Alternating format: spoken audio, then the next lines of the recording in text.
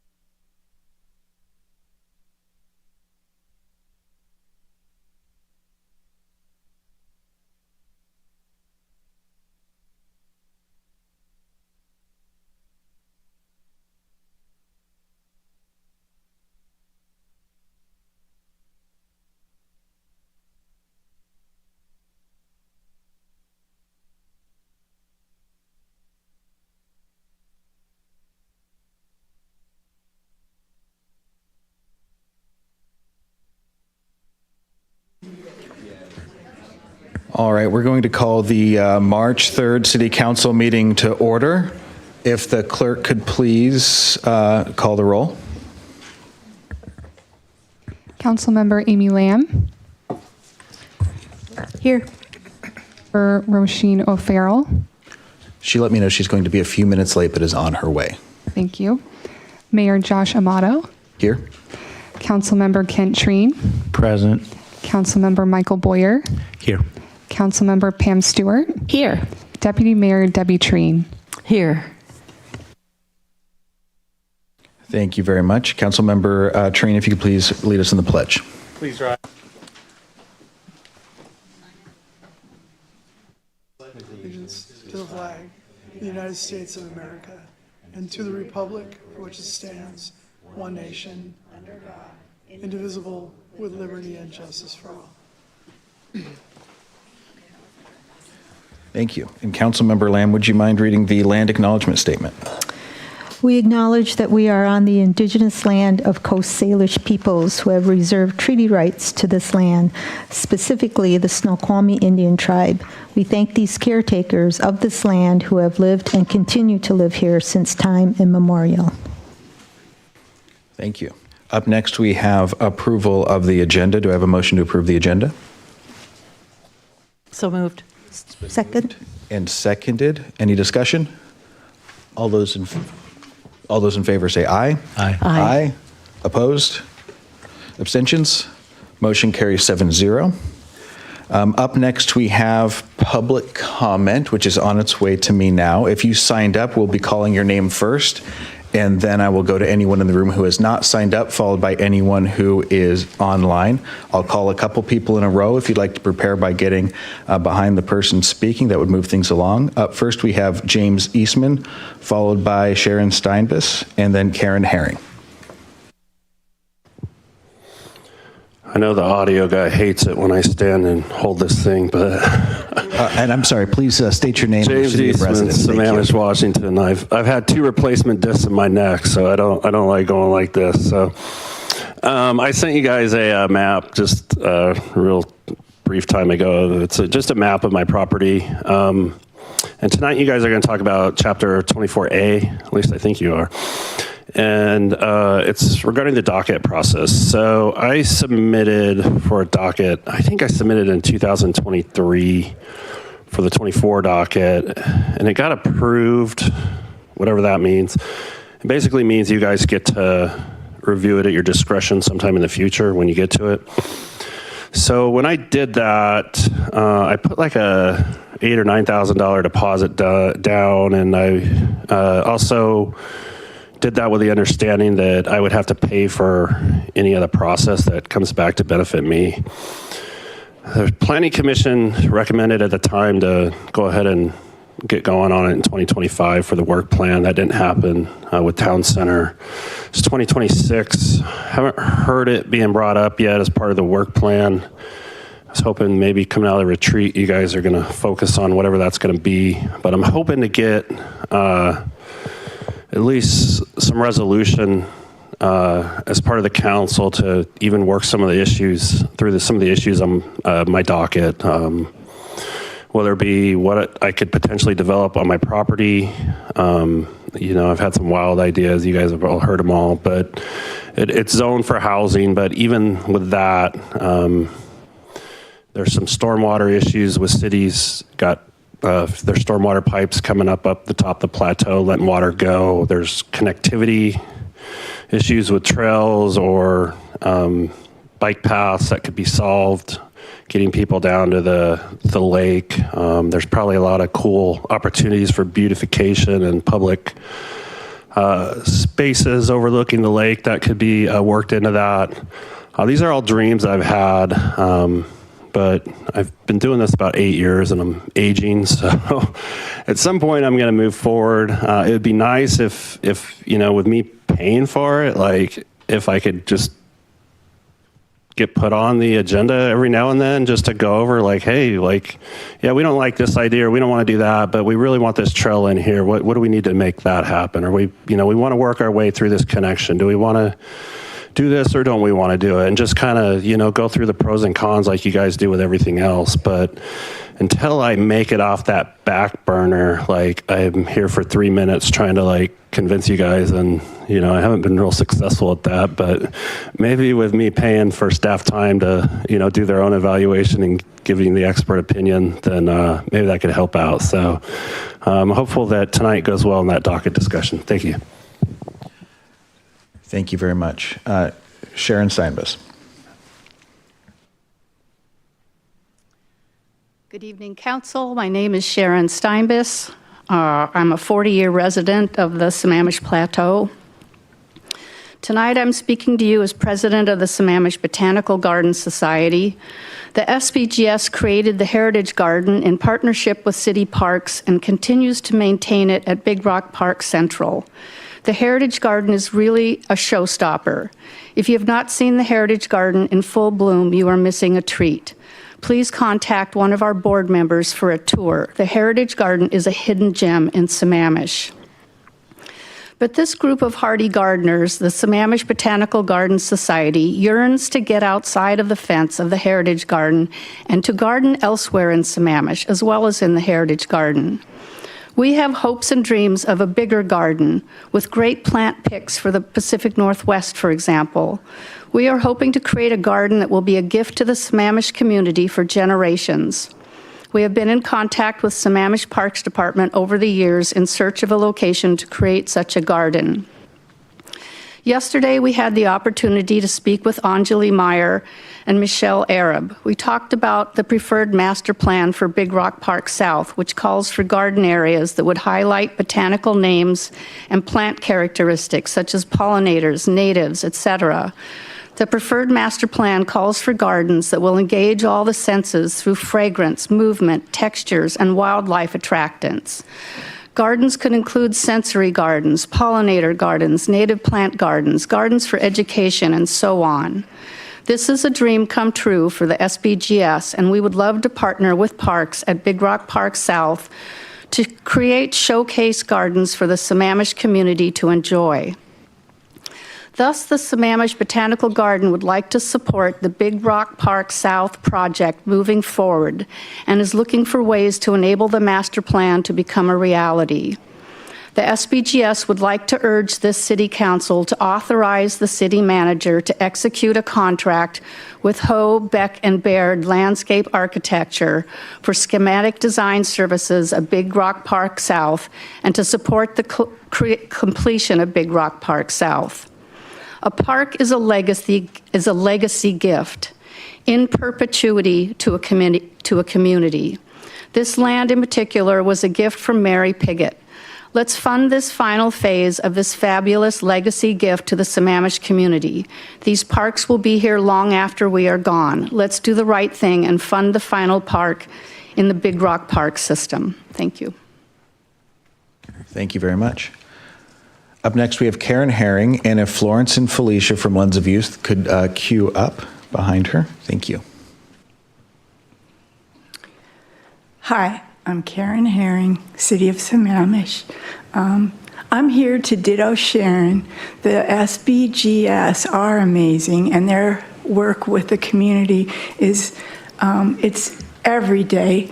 Well, it's every week for sure, and anyone can go help. And they provide food during the harvests of different things, and they share the harvesting with the people who come to help. I also want to remind this council and everyone in the community that our parks are essential. We have people who can't go out and get on a slide outside their back door because they don't have a yard. So these parks provide recreation and places to go bring your dogs and go out into nature and just be with your friends, your family, meet the wildlife. They are essential. Please never forget that. Thank you. Thank you. After Florence and Felicia, we have Cooey Golding and Jillian Wallace. Good evening, council members. My name is Florence Tiang, and I'm a junior from Skyline High School. I am the business manager of Lens of Youth, a Sammamish-based youth-led nonprofit organization, and a co-founder of Misunderstood Moments, which is a flagship program of Lens of Youth, a storytelling and art initiative that shares real-life experiences with individuals of intellectual and developmental disabilities, also known as IDD. I am honored to speak about our progress and the work we are doing to promote awareness, compassion, and inclusion in our community. Last year, on March 4th, 2025, we had the opportunity to provide public comment before this council, where we highlighted the need for greater awareness for IDD in our community. We are grateful to be contacted afterward by Councilmember O'Farrell for support and guidance. We truly appreciate the council's willingness to listen and engage with youth voices in our community. Since then, Misunderstood Moments has collected real-life stories and invited youth artists to illustrate them. We have begun sharing these stories to artworks with the public, including the Sammamish Library exhibition, to highlight the experiences and creativity of the IDD community. We are grateful to Mayor Amato and Council members O'Farrell, Boyer, and Lamb for their remarks at the opening ceremony. Your presence reassured the community that inclusion and youth voices are valued. Besides hosting advocacy events, we are partnering with organizations and local businesses as awareness allies, helping us amplify our message and reach more community members. One example is our collaboration with the Sammamish City Chamber of Commerce on the Business Bridge Initiative, where many exhibitions of misunderstood moments are displayed throughout Sammamish businesses, spreading awareness and fostering conversations about inclusion. Another key effort is to bring misunderstood moments directly into schools, addressing the fact that IDD education is not currently required in Issaquah and Lake Washington school districts. Schools are where students form their understandings and differences, and many interact daily with peers with IDD. Without guidance, misunderstandings can lead to unintentional exclusion. So far, the program has been approved by the Issaquah PTSA, Issaquah School District Special Services, and Gibson Egg High School for hosting advocacy events during the school year. To help us continue growing misunderstood moments, we respectfully ask for the city's supports in two ways. The first is to feature our program in city communications, such as newsletters, social media posts, or community announcements. And secondly, we hope to advocate for misunderstood moments in local schools. Your endorsement could help open doors for more advocacy events and raise more awareness. Thank you so much for your time and ongoing support. Thank you very much. Good evening, council members. My name is Felicia Tiang, and I'm the other co-founder of Misunderstood Moments. Like Florence, I've been a Sammamish resident since birth, and I'm currently a junior at Skyline High School. First, we want to thank the city and school districts for supporting students with IDD. Your commitment to inclusion shows that our community values equity and student well-being. At the same time, we have identified an important gap. IDD education is not currently required. Across the U.S., an estimated 17% of children have a developmental disability by CDC data. IDD affects many students and families, but without structured education, students often grow up without the knowledge and understanding needed to identify these conditions and interact with compassion, respect, and inclusion. Misunderstandings can lead to unintentional exclusion simply because students lack awareness. Early awareness is also critical for early intervention. It helps students, families, and communities recognize developmental differences. Without education about IDD, people may not recognize them. This can delay identification and diagnosis, lead parents to misunderstand their children's behaviors, and create challenges later when these students become parents themselves. IDD education will benefit not just this generation, but families and communities long term. So we had an IDD awareness survey of 111 students and teachers in the Issaquah School District, 72% said that they would like to learn about IDD through a school program. However, when we reviewed the Issaquah School District's scheduled curriculum adoption cycle, both health and SEL for elementary, middle, and high school students will not happen for several years. Students in the Lake Washington School District also do not receive education on IDD. Their review for Secretary of Health is happening right now. So given the current timelines and the district's curriculum review procedures, students may not receive IDD education for several years. We respectfully ask the Council to join us in advocating for earlier review and inclusion of IDD education. If no one raises this issue, it may never happen. In the meantime, we also request the city's support in promoting misunderstood moments into schools. This will allow students to begin learning about IDD, develop compassion, and build the skills to foster inclusion well before formal curriculum changes take place. Thank you so much for your time, your leadership, and your commitment to supporting all students in our community. Thank you very much. Up next, we have Cooey Golding, followed by Jillian Wallace and Jan Bird. Good evening, City Council and staff. My name is Cooey, and I've lived in Sammamish for 15 years. I'm here tonight to ask the City Council dig deep and please evaluate and reevaluate and thoroughly and properly map out the wildlife corridors in Sammamish. And why do I ask for this request? I have been working alongside a group of neighbors in Laurie Estates. And if you don't know where Laurie Estate is located, it is east of East Lake Sammamish between Southeast 21st and Southeast 16th, kind of tucked behind Sammamish Woods. Beautiful area. In February of 2025, the Laurie Estates neighborhood was informed that the owners of a 5-acre parcel, which we're going to call the I-Ride parcel, that sits adjacent to Laurie Estates, had applied for rezoning from R1 to R4. This isn't good. When Laurie Estates discovered that this application was in the works, they filed an appeal challenging the adequacy of the State Environmental Policy Act, or SEPA. Not only did they file an appeal, but they also hired top-notch wildlife biologists and a land use planner with over 40 years of experience. She also established the King County Wildlife Program. You might know her, Kate Stenberg. And they also hired an environmental analyst and forest ecologist to study this land named Mary Knutson. What did their report show us? Mary's report demonstrates that through GIS and GPS track field surveys that the I-Ride parcel is the sole, and I say this, remaining functional link between two major forest blocks totaling 882 acres on the Sammamish Plateau. This is important, right? This parcel bridges a 400-acre north forest block and a 421-acre south forest block. There is no alternative corridors that exist for these animals to come through. So this is really important. As stated in these reports, the rezoning of this property would permanently sever the wildlife corridor connection, undermining both regional wildlife movement and the city's own adjacent conservation investments. We've invested a lot in conservation. So let me tell you a little bit more about this property. There's pileated woodpeckers. They're a priority species for Washington. Probably shouldn't be knocking down trees and getting rid of them. They need a place to live. There's a legacy forest in this property.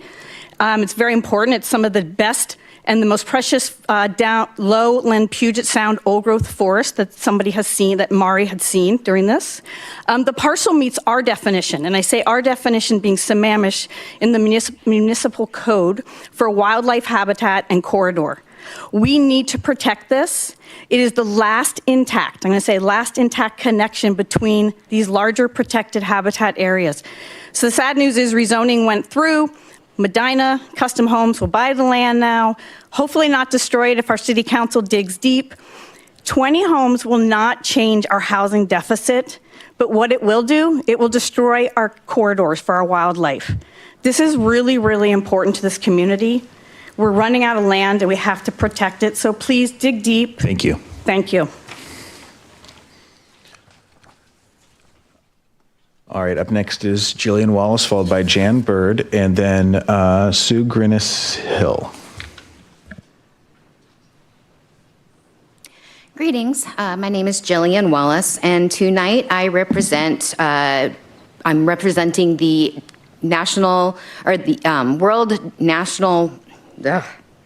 World Down Syndrome Day, which is March 21st, 321, represents the 3 copies of the 21st chromosome that makes Down syndrome uniquely beautiful.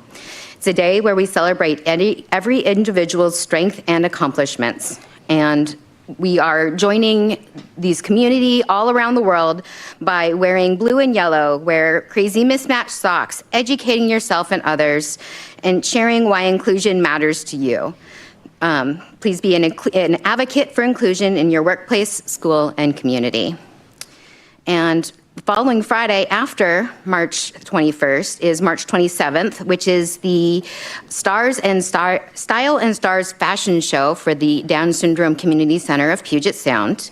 It's an unforgettable night where individuals with Down syndrome take the runway and shine, featuring inspiring community partners, incredible auction items, great food, and a mission that matters. Come celebrate, cheer us on, and help support these community programs that uplift families all year long. They provide many things, including advocacy skills, IEP training, which is the individual education program training. What is a 504? What are all these legal meanings? What is all of this education programming? Then they also are providing all these services for the kids, speech therapy, occupational therapy, just the ability for these kids to spend time together and learn in a good, safe environment where they can learn things like, you know, what is participation? It's okay to not participate. Somebody maybe wants to self-advocate and say, I'm not wanting to participate. What does that rejection look like from both sides? So it's a nice, safe environment for people to provide these services. And speaking of some new hockey news, the Seattle Torrent will be walking the Style and Stars fashion show with the community members of Down syndrome. Of the Down Syndrome Community Center. For those of you who are unaware, the Torrent is the Pacific Northwest Women's Hockey League featuring the Olympic gold medalist teams. So we can't wait to welcome them to the runway alongside our amazing medals, because this is the kind of community that we include and we promote and we advocate for. And as many of our other city and community members of multiple communities, we all work together to promote the same kind and inclusive community that we want to have. Thank you. Thank you very much. Jan Bird. And then after Sue is Mary Wichter. Hello, this is Jan Bird from Sammamish. And first of all, I'd just like to thank the city for the really nice volunteer dinner that you hosted last week. Special thanks to our volunteer coordinator, Francine Sanchez, who organized the event, and the rest of the recreation staff and city council that participated and helped. It was a really enjoyable time. I also wanted to add how much I appreciate Francine Sanchez. She's just an amazing person to work with. She's very organized. You can always depend on her. She just does a great job at whatever she puts her mind to do. And she's very supportive of volunteers. When we need some tables for tabling at the farmer's market, she checks with staff, and they're always there for us, which we really appreciate.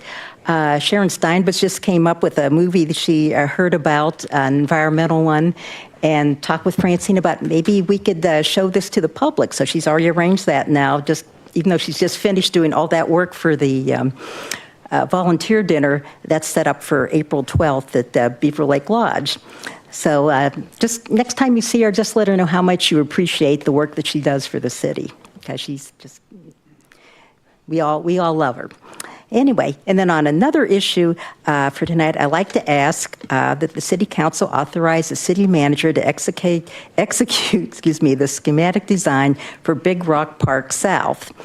And this is going to actually kind of translate what's in the master plan into a little more specifics, look at the overall site design, confirm the different program elements. I believe it does wetland delineation, and kind of set some direction for how to finish working on the park. And one of the things it's going to provide is more site plans, and some preliminary estimate of probable cause. And although the total cost for the park is not inexpensive, it's a lot, it's at least being done incrementally and in phases. And having this design, it's going to help us have a better idea if we have to phase in different parts because of the expense. At least it's going to give us some information about how to, do this in a, an intelligent manner. So given a choice between spending money on the concrete plaza and town center and spending money to complete this park, to me it's a no-brainer. It's the park. That's really, I think it's very important. I come to the parts that are already open on a regular basis, and I'm grateful that part of it is already open to the public. So thank you for considering my comments. Thank you very much. After we have Sue, then Mary, and then Denise Darnell and Paul Stickney. My name is Sue Grenius-Hill. I live here in Sammamish, and I live in Laurie Estates, and I'm here talking about a very similar issue to what Cooey just mentioned. I first want to thank you all because I know this is difficult. You have lots of people coming to you with many different sort of modeled requests and different understanding of what's happening, and I realize that you all care very much, and you're here because you care. I have submitted a piece of paper. I don't know if they all got handed out to you, but I did make copies for everyone. Just sort of a letter explaining the position I have. I do live right next door to that I-Ride parcel, and I have lived here for 25 years, and I've watched the animals that live in there. I've watched the birds that live in there, and so it's kind of dear to my heart. When we did find out that there was a potential rezone, we learned that would be detrimental because the environment in there is actually a wildlife corridor. I didn't realize that until we began to understand it and we had someone come in and look at it. And it's very mature, old-growth type trees and very sensitive. And through this process, I've learned that, we've got influence from the state, from the city, pressure on, increasing and turning this into much more of an urban area. But it really isn't an urban area. It's a suburban area. And one of the great things about this is that we do know we've got areas where we can go to, parks that were mentioned here earlier. This is almost park-like in its nature. It does connect to parks, and the animals that live there help to make that environment. One of the things that I noted in my letter to you is that I'm not a wealthy person. I didn't come here with lots of money. We moved here long ago when this was affordable. I do understand very deeply the affordability issue. I grew up in a single mother's home, living in apartments and hotels or whatever we needed at the time to make things work. I do understand we have a need here. I'm not unempathetic to that. But we also have some balance in our 2024 plan. I've seen that we have balance in our statutes to allow for the greenery, allow for the wildlife to stay. And so one of the things that we've done here is through a confluence of errors, we've allowed this particular piece of property to be eligible for R4. And there are 3 errors I list in my document. I won't go into them all. I'm running out of time. But those errors have caused this situation to occur. And I'd like us all to step back and think about how this process is working. It's causing escalation in a legal manner. It's causing cost for the city, for us, for the developer. And there is 2 more days, if the city will help, to go back to the hearing examiner and ask him to reconsider. That is one of the steps in the process that can be taken. We don't want to do it again. We've already done it twice. We believe he's doing what he believes is in the city's interest. And we ask that you read the materials I sent last Tuesday and follow. Thank you. Thank you very much. All right. Mary Wichter, then Denise Darnell, and Paul Stickney. Good evening. Mary Wichter. I've been in Sammamish over 25 years. Because of all the things going on to try to save the environment where we can and have wildlife in critical areas, we really need to look at what we do with town center. So I'd done a couple things last year that I have emailed: a rewind, which is the first one, a rewind 2, and then today a rewind 3. And I wasn't able to come to the meetings, but I had this passed out. This is how to get things right for financial feasibility and stability in Sammamish. This was done by Urban 3, who's a national consultant who looks at costs for cities, and they actually have taken Highcroft here, and then the townhouses across, and then Sky Apartments, and then what used to be the Jack in the Boxes. It is a burger joint, and everybody just got their taxes and everything's going up. We're not going to make it if we just live on higher and higher taxes. I'm not going to talk about this one because I already sent it to you, but the amount of municipal tax per acre that you get for large single family homes is only about $7,000, and you get 2 to 3 times that with townhouse homes. And then the Sky Apartments, it gives you 6 to 7 times that, and then you can look at the number of units and the number of road footage or acres, because you're going to find that R4 is going to take 4 acres, 4.4 acres more. And then also the second rewind I sent was something that was done in Montana by a consultant. They looked at county growth with just sprawl. They looked at fiscally efficient, and then they looked at villages. And I won't go over it here because I've sent this out already, but the road miles are 80 miles for the sprawl, 25 miles for fiscally efficient, and 50 miles for the villages. And then on the back side of it, Bozeman, Montana, where I grew up, had a little 3D thing that you could scroll around and you can see this is where the downtown is. Bozeman has one of the best main streets in the West. They have a lot of good activity there. And then going off that, the Urban 3 people that did this for Sammamish, there's also a 10-minute video that's probably the best thing I've seen in 20 years on urban planning, and it was done by Urban 3. And what they did is they took one city. He does several cities in the United States and one in two internationally, and he does these 3D graphs where you can see like this city, which is in Ontario, Canada. In 2013, its graph looked like this.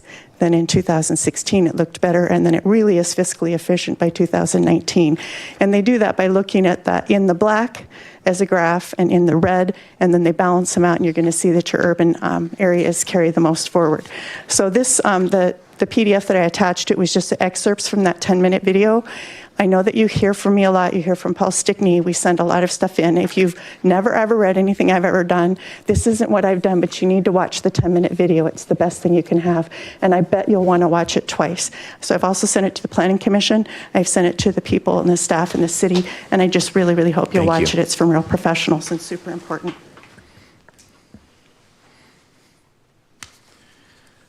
All right, Denise, and then Paul. Okay. Hi. Thank you for listening to all of us. I also have a couple things, but on a quick note, I really appreciate the Facebook posts I've recently seen from different council members where you've listed some upcoming activities and calendar lists. It's so helpful since a lot of people on Facebook, so I encourage you to do that kind of city council member posting where you say to people, don't forget this date, this date, this date. So I love that you're starting to do that. Also, I have a little point I'd love to make for the CW building that I think it could be a great community place to use for the teen center, the senior center, the symphony. So I encourage you, I hope the committee can keep going on and talking to you about it to keep that building within our city. And then lastly, I'm here to talk about the trees. So along with Cooey and Sue, I live near Laurie Estates, but more importantly, I think we need to think about the land acknowledgement. Like we say that at every meeting, how is it meaningful? We are saying the land acknowledgement and then we're cutting down all the trees. So that doesn't make a lot of sense. And I know we're not cutting all of them, but this area in Laurie Estates, we would happy to host anyone who would like to come visit by Sue's house for you to see this area of forest. And there were very impressive biologists and environmentalists that were on the hearing Zoom that we were all part of. And I just wanted to read a quote from one of them. Her name is Mary Knutson. You might know her, like Cooey mentioned. This is her quote. I have surveyed thousands of acres of forested habitat throughout this region. Even in the Cedar River watershed, I have not seen habitat like I saw in this I-Ride parcel. This parcel does not appear to have ever been logged. There are no cut stumps indicating previous logging. There are precious few lowland Puget Sound old growth forest patches left, and she considers this to be one of them. So what can we do? We have 2 days left. The city could go forward in connecting with the hearing commissioner or examiner. And then also, we need to really look at our wildlife corridors. How can we really make sure that we're mapping our wildlife corridors correctly in Sammamish? And let's all remember that we're voted by U.S. News and World Reports, right, to be in the top 10. Why are we in the top 10? It's not because of our stores. It's because of our nature. We are all living in this most amazing place, and we're the stewards of what we have left, and we're losing it. So what can we do to keep what we have? I really encourage you to even do a tree moratorium while we're trying to figure out the wildlife corridors. And these two environmentalists, I think, would help us. They were so blown away by what they went and visited. And in addition, Sue's pictures are a sight to be seen if you haven't. Thank you for listening. Up next, we have Paul Stickney. And if there's anyone else in the audience who would like to give public comment, feel free at this time if you'd like to start queuing up behind Paul. Hello, City Council. Paul Stickney, Sammamish. A couple odds and ends of the folks who spoke tonight. James Eastman talked about the Planning Commission. I suggest if you haven't watched it, you should watch that meeting when they heard about the Title 24A, on the, I'll spit out the D docket. It got into the weeds on a lot of topics. I think you'd find it a really interesting thing to hear. And the last speaker, I agree with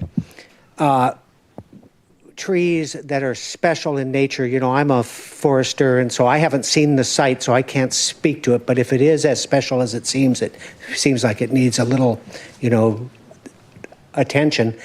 And tomorrow night, I notice at the meeting of the parks, they're going to be hearing a update on Building 120. And there's a big slideshow in their parks package. So if anybody has an interest in that, it might be good to see what the overall presentation is and what the parks folks have to say. What I turned out today is a bit of a repeat of what I talked about on the 17th of February. There were two slides that were taken out of a council packet on the town center agenda topic item on the February 10th meeting. And one of the slides dealt with affordable capacity in Sammamish with real good points, and the other dealt with community feedback. These slides weren't aimed at those in favor or those against. It had good information on both sides of the fence. I don't see why these were taken out. And I suggest, if it was inadvertent, I suggest they get added to the presentation that's on the Civic Web. And if it was intentional, just whoever chose that, just kind of explain the reason why, because it does not make sense. Then something else to talk about. At a January 15th Planning Commission meeting, I think it was on impact fees. And the presentation from the consultant was there. And they had, to me, a fairly disturbing line in that report. It's on page 3. I've given it to you here. Sammamish has seen its population steadily increase over the last 5 years. That is laughable. Our population is going down, not up, according to the census. And so I won't get into it because there's a lot to talk about there. But when it comes to impact fees for traffic, it should be based on building type and location and internalization, not on people. It's okay to do it for the parks. Appreciate the chance to speak. Thank you.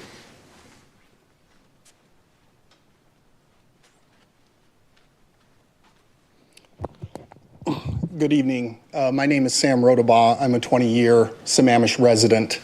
I'm also a real estate and land use attorney. I've heard a lot of comment tonight that has, I wasn't planning on making comment, but I will, only because I feel that there's some necessity for educating the public. There are a lot of comments tonight about habitat, about concerns over R1 zoning, And all of those comments were completely detached from the framework in which the city has to operate. And that is our State Growth Management Act. It was adopted in 1990.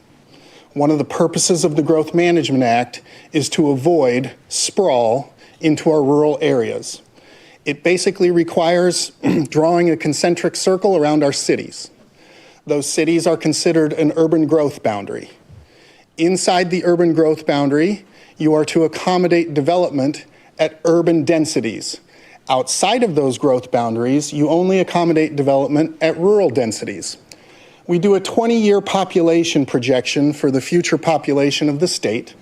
The state allocates that future population growth to its 39 counties and its 160-something cities. Those counties and cities are then required to plan and accommodate their pro rata fair share of that future growth. So, for example, if you're the city of Seattle, you don't have the opportunity to grow out to accommodate future development. You rezone and you develop up. Our growth management hearings boards that are responsible for interpreting the Growth Management Act have made it very clear that R1 zoning is a rural density. R4 zoning and up is an urban density. For unknown reasons, the city of Sammamish is one of the last cities that still holds on to R1 zoning. My position is that it is completely in conflict with the Growth Management Act. Part of the concern that has been expressed by members of the council is that, well, our R1 properties are burdened by critical areas. And that has included tonight, we've talked about wildlife corridors. The critical areas ordinance protects those areas regardless of the underlying zoning. The city has a net density calculation for zoning. We subtract all the critical areas and their buffers before we determine the allowed density. So I'm concerned because a lot of what I'm hearing tonight is somehow that R1 zone properties must somehow be wildlife corridors or they're the last bastion that we have. But when a decision was made to incorporate in 1999, that was a decision under the Growth Management Act that it would be an urban growth boundary in the city and it would develop at urban capacities, the minimum of which is R4. Thank you. Thank you. Would anyone else in the audience like to give public comment? Okay, if not, do we have anyone online who would like to give public comment?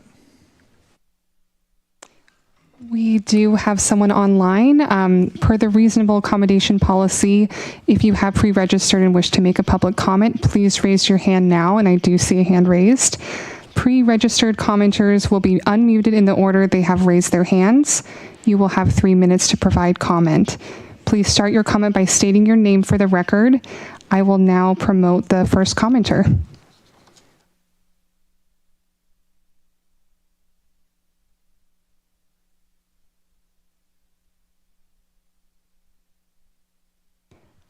Whenever you're ready. All right, can you hear me? Yes, thank you. Okay. Good evening, Council. Heather Murphy-Raines, 20-year resident. Tonight, I want to speak about transparency, decorum, and shared standards that govern how Council and the public engage with each other. Residents have observed during Council meetings that Council members whisper to one another off mic during public commentary and deliberation. While side conversations may seem insignificant, their impact is not. When Council members communicate off mic, the public cannot hear what is being said, cannot understand how positions are formed, and cannot know whether deliberations are occurring outside the public record. If residents are required to speak clearly for the record, that expectation should apply equally to the dais. Open government is not only about final votes, but about deliberation being observable and understandable. Off-mic communication undermines that principle and erodes public trust. Second, I want to address the Council's decorum policy, in particular, the characterization of applause during public comment as intimidating. While I understand the Council's authority to maintain order, ordinary applause is a long-recognized form of civic expression. It is peaceful, nonverbal, and commonly used by communities to signal shared concern or agreement. Limiting and labeling applause as disruptive or intimidating without any evidence of intimidation or disruption in our city risks chilling public participation and characterizes engaged residents simply for expressing support. Order can be maintained without suppressing expression, especially in today's charged national political unrest, where we see First Amendment freedom of speech and expression rights being eroded. Third, I want to address Robert's Rules of Order, which this council follows. I understand under those rules, public commenters may not directly address or debate individual council members during commentary, and I respect that boundary. However, that rule does not mean residents are prohibited from calling out the conduct of council members to this council body when that conduct occurs in public and affects transparency, decorum, or trust, such as council member Amy Lamb's recent social media behavior, insisting she is the only person of color on this council to the exclusion of council member Boyer's Asian heritage. Council members are not private individuals in that setting, especially when they engage in such speech and behavior on social media. They are representatives of the community acting in a public capacity. A resident referencing this behavior by council members does not violate Robert's Rules of Order. It is accountability. When residents are told to remain silent, restrained, and non-reactive while council members whisper off mic, it creates a perception that decorum is about control rather than fairness. I urge the council to reassess its decorum policies with two principles in mind. One, transparency and audibility applies equally to everyone in this meeting. And two, public engagement should be managed, not discouraged, and certainly not reframed as intimidating. Trust is built when rules are clear, proportional, and evenly applied. I hope the council will take this opportunity to strengthen the public's confidence. Finally, I urge you to, one, immediately remove the Regional Growth Center from our comprehensive plan and focus on what one staff member recently referred to as our Frankenstein Code, which resulted in current Lauria Estates wildlife corridors and old growth trees being endangered. And two, during these economically stressful times, please cancel unnecessary waste, such as unrepresentative surveys and almost $750,000 for new city hall flooring and lighting. Read the room. Thank you.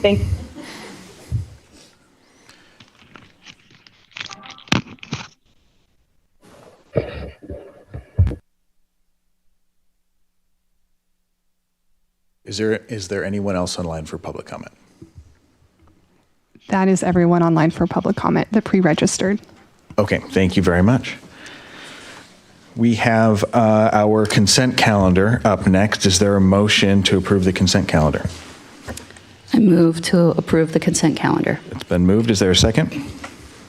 Second. It's been moved and seconded to approve the consent calendar. Any discussion? All those in favor say aye. Aye. Opposed? Abstentions? Motion carries 7-0. Councilmember Treen, would you please read the Women's History Month proclamation? Or Deputy Mayor Treen. I thought you were going to have Councilmember Treen do it.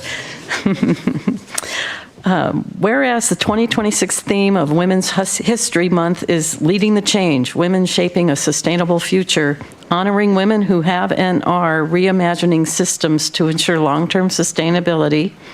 And whereas Women's History Month recognizes the powerful leadership of women in creating a future that is rooted in equity, justice, and opportunity for all. And whereas the City of Sammamish celebrates the diverse contributions of women in our community who are leading sustainability efforts across environmental, economic, educational, and social justice movements. And whereas Women's History Month is an opportunity to raise awareness about the important historical and contemporary roles of women in shaping sustainable change in our community and across the globe. Now, therefore, in recognition of the importance of women's history and achievements, I, Josh Amato, as Mayor of the City of Sammamish, hereby proclaim the month of March 26th as Women's History Month. Thank you. Thank you very much. And Councilmember O'Farrell, would you please read the Developmental Disabilities Awareness Month proclamation? Happy to, thank you. Proclamation Developmental Disabilities Awareness Month. Whereas Developmental Disabilities Awareness Month was initiated in 1987 to promote inclusion, celebrate the talents of individuals with disabilities, and advocate for their full participation in all community areas. And whereas the City of Sammamish is proud to support our neighbours with developmental disabilities through human services programmes, promoting accessible public spaces and supporting inclusive programming and celebrations. Whereas we recognise the unlimited potential of all residents, including those with developmental disabilities, to live, work and thrive in our community. And whereas Developmental Disabilities Awareness Month is an opportunity to recognise the importance of ensuring inclusive environments with equal access to communication, education, employment, housing, transportation, and public accommodation. Now, therefore, in recognition of the importance of fostering an inclusive and supportive community, Josh Amato, as Mayor of the City of Sammamish, hereby proclaim the month of March 2026 as Developmental Disabilities Awareness Month in the City of Sammamish, and urge all residents to observe this month with a focus on celebration, inclusion and action that support and honour Developmental Disabilities Awareness Month. Thank you so much for reading that.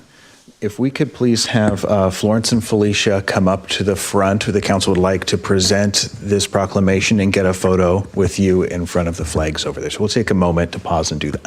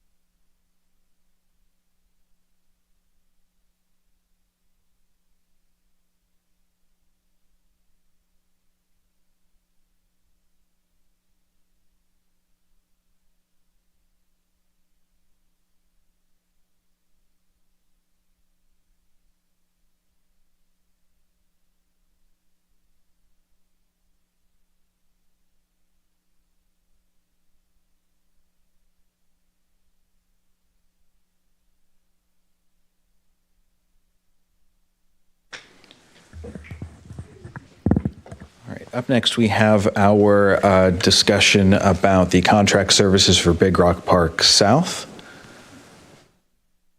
And Julie Meyer and Michelle will be on their way up, and I believe Mary Piggott will be giving a short talk to us. So we'd love to hear from you.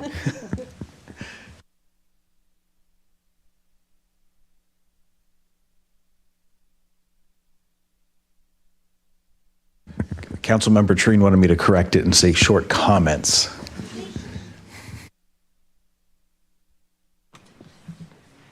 Thank you. Do I go first? Thank you so much for letting me be here tonight. And I'm Mary Piggott. I no longer live in Sammamish, but I did live here for about 50 years. And I am delighted to have been able to make this gift of the parks to the city. And I want to start by saying how much I have appreciated and enjoyed what has been done to date at the parks. I have to say I haven't loved every bit of it. Parts of it have made me deeply sad, but it makes sense what's been done. However, I do want to speak for myself and not somebody saying Mary would like this or Mary would like that, because I'm available. You can ask me. I can tell you what I would like. And one of the things that I thought I'd made clear in the original gift document, from 15 years ago about, I guess, is that I didn't like the idea of single use anythings, like new things that were single use. And as much as I love a botanical garden, 2 on one park is a bit much. 1 was a bit much, but 2 would really be a bit much. There have to be other places in the city for botanical gardens. But mostly what I want to talk about tonight is that I understand from the information I've been given that there's a lot of desire, that there's a strong desire to do something with my old house, the house that's on Big Rock Park South. And it's a piece of junk. Just saying, I lived in it for over 49 years, and it's a piece of junk. It's got a wet basement, it's got skinny doorways, it has problems that are far beyond anything you've discovered at this point. And I would hate to see the city waste money on trying to fix it for a need that I don't understand. And That's the big message I want to give tonight, is that I really would ask you to reconsider doing anything to save the house. People are nostalgic about it, but it has no value. We can be nostalgic about all sorts of things, and something that has deeper value than that house does. Please save the budget for that. Make it accessible, make a playground, do those kinds of things, absolutely. Make a parking lot, fix the buildings that are in good shape so that they can be used by more people for more events. But saving that house just seems to me to be, too much. There are other better uses of the monies that the Parks Department and the city have. So that's my message. And if you have any questions, I'm happy to answer them. If I have the answer, I can make one up if I don't. Well, thank you very much for your comments tonight. We'll take the questions off the dais here and Sure. maybe give you a call or send you an email. But we really appreciate your gift to the city. I can speak for everyone up here that it's an amazing gift, and we're going to do our absolute best to turn it into a gem that all residents can truly enjoy. So thank you so much for that. Well, and thank you. And as I say, I'm super happy about the development so far. Not every element of it. And this is one I just really had to speak to. Thank you. Thank you very much.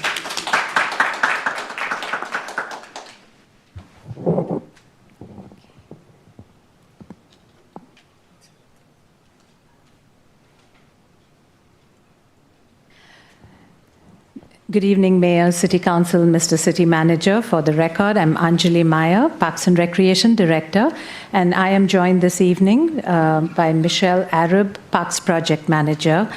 We have for your consideration a schematic design contract for Big Rock Park South. And I'd like to begin with thanking Mary Piggott for her very generous donation of 51 acres of land that she owned and enjoyed for over 50 years. The city did complete a master plan for this parcel like we did with the other parcels, and that includes extensive community input. We also made sure that we are consistent with all the terms of the donation agreement, and we have kept Mary informed every step of the way. One of the things I'd like to point out is that unlike some of our other projects we've brought to you recently, this has been in the budget and we have been working on it. We were in search of a consultant from the fall of last year and are in front of you tonight with the contract. Now, we do recognize that the price tag is significant, and that is why we are not bringing you a full contract for design through construction administration, but we are just bringing for your consideration the schematic design. And we hope to accomplish that by the fall of this year so that you will have more information to inform the next budget cycle. So with that brief introduction, I will hand it to Michelle for a presentation, and feel free to ask us questions as we go. Great. Good evening, everyone. Mayor, Deputy Mayor, Council members, and City Manager. My name is Michelle Arab. I'm a Parks Project Manager. And tonight we will review the Big Rock Park South Master Plan, as well as have an overview of schematic design. So during this presentation, we'll look at existing conditions, the adopted master plan, soft opening efforts, schematic design, the RFQ process and firm selection, the timeline, costs, and in conclusion, we'll look at we'll have a discussion and receive direction. Big Rock Park South is shown with the thick dashed red line. It was the third and final parcel to be donated from Mary Piggott, combined with Big Rock Park North and Big Rock Park Central. There are 51 acres. And while each site is unique, you can see that there are these 4 parcels knitted together. And with that in mind, Beaton Hill Park and Big Rock Park South master plans were done together, and they were adopted in October of 2023. So what is unique about Big Rock Park South? Well, there's some beautiful gardens and 6 wetlands, meadow, trails. There are about a mile of trails on Big Rock Park South, and combined with the Big Rock parcels, they're about 4 miles. There is the house that Mary lived in. I won't say anything more about it. There's the pool house with the associated pool being filled in and a sports court placed over it. The barn. And 2 garages. The garage on the left is known as the old garage. It was built around 1940, and it sits partially within the wetland buffer. And the garage on the right is known as the new garage, and it was built around 2000, I believe. So, when you receive a donation, you don't just open it up. You have a process of trying to create the vision, and you go through different steps to develop the construction documents and then go through construction. So after the parcel was donated, we went through the master plan process. So what is a master plan? It's an adopted process that looks at the park comprehensively and involves the entire community. So that includes residents, city staff, the Parks and Recreation Commission, and City Council.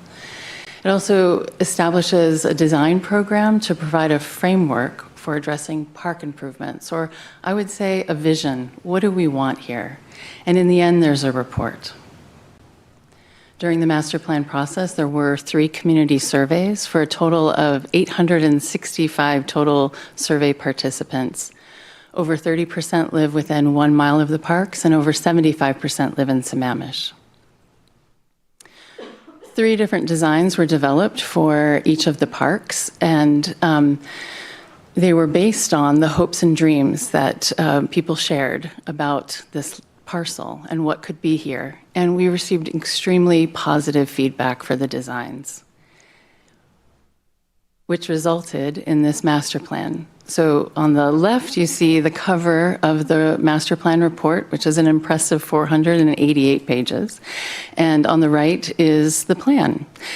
And a lot of the development is focused on the south, so we're going to zoom in on that. One of the big elements is the parking lot. There would be 55 stalls. Right now at Big Rock Park North, there are 18 stalls. Big Rock Park Central, there are 12. So adding 55 is a significant addition to this park. There's also universal play areas, open meadow, adaptive reuse of buildings, accessible and soft service trails, garden areas, and 9-hole disc golf. So one of the elements that's very unique about this site is that there are 5 buildings. The biggest and the building that has probably the most potential is the barn. The loft would be removed, and it would be a large open space similar to the images shown on the left. It has a capacity for 100 to 150 people. It could host different kinds of events like weddings or reunions, celebrations of life. For those larger events, there wouldn't be enough parking, so off-site parking would be needed.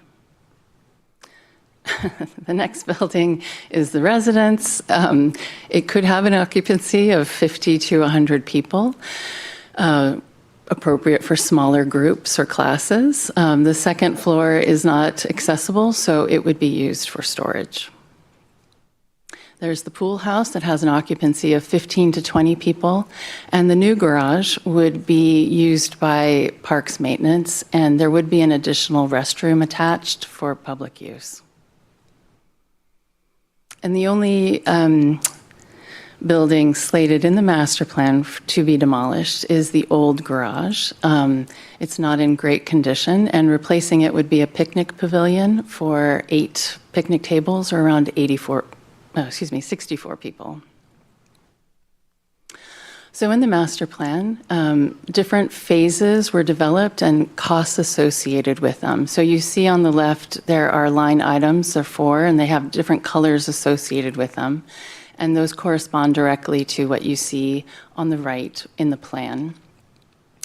And if you were to do all of them at once, it's a little over $17 million, inclusive of construction costs, overhead, sales tax, contingency, and soft costs. Now, these are in 2023 dollars. In our current Parks CIP budget, we have 3 of those phases included. Universal play would be something that under a separate budget and separate contract. The master plan did look at what it would take to maintain the park, and this is just a beginning look at understanding what it means to take on this responsibility. And I'll touch upon economic analysis a little later in the presentation. So, it can take a lot of time, a number of years, before a parcel can actually be open to the public, and we wanted to figure out a way that we could open a part of this site. So we did some soft opening elements, and we really focused on the northern portion of the site. There are no buildings in that portion of the site, existing trails, and it does have the benefit of the parking at Big Rock Park Central.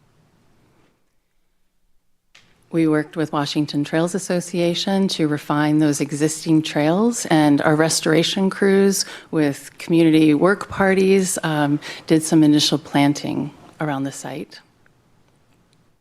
And because we had to block off the southern portion of Big Rock Park South with the buildings, and we had this chain link fence, this wonderful idea was developed to engage the community and celebrate our bee city status and create these pollinator panels. There are over 400 panels created by the community, and perhaps some of you have painted some of these panels. So we have the master plan that's been adopted, and the next step is schematic design. And as Anjali pointed out, we very strategically pulled that piece out. There's a lot of information to be gathered, a lot to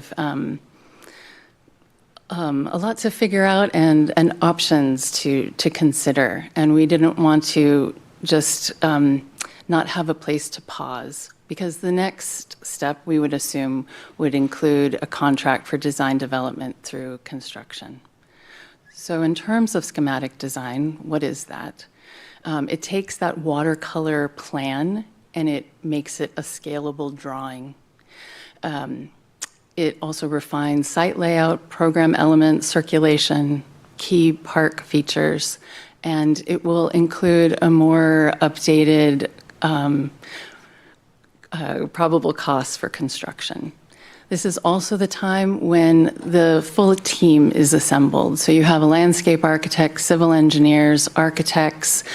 You also have the survey and different reports such as cultural resources, hazardous materials, and that construction cost estimating. In October of 2025, we issued a request for qualifications. We received 5 submittals, and the review panel unanimously selected HBB Landscape Architecture. HBB Landscape Architecture is a Seattle-based firm that has been established since 1990, and they specialize in community-based parks. We're really excited at the opportunity to work with them. In terms of the timeline, if the contract is awarded, they would kick off schematic design this month, and they would return this fall to the Parks and Rec Commission and the Council.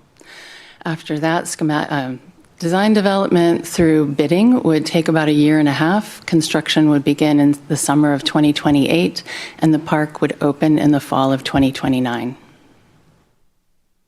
In terms of costs, the HBB contract includes all the design and engineering, the topographic survey, the reports, and the construction cost estimate, as well as a reserve amount for around $670,000. In our park CIP funding, we have $670,000.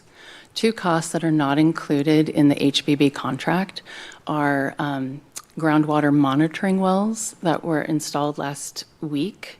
Those help us understand during wet season what groundwater is doing.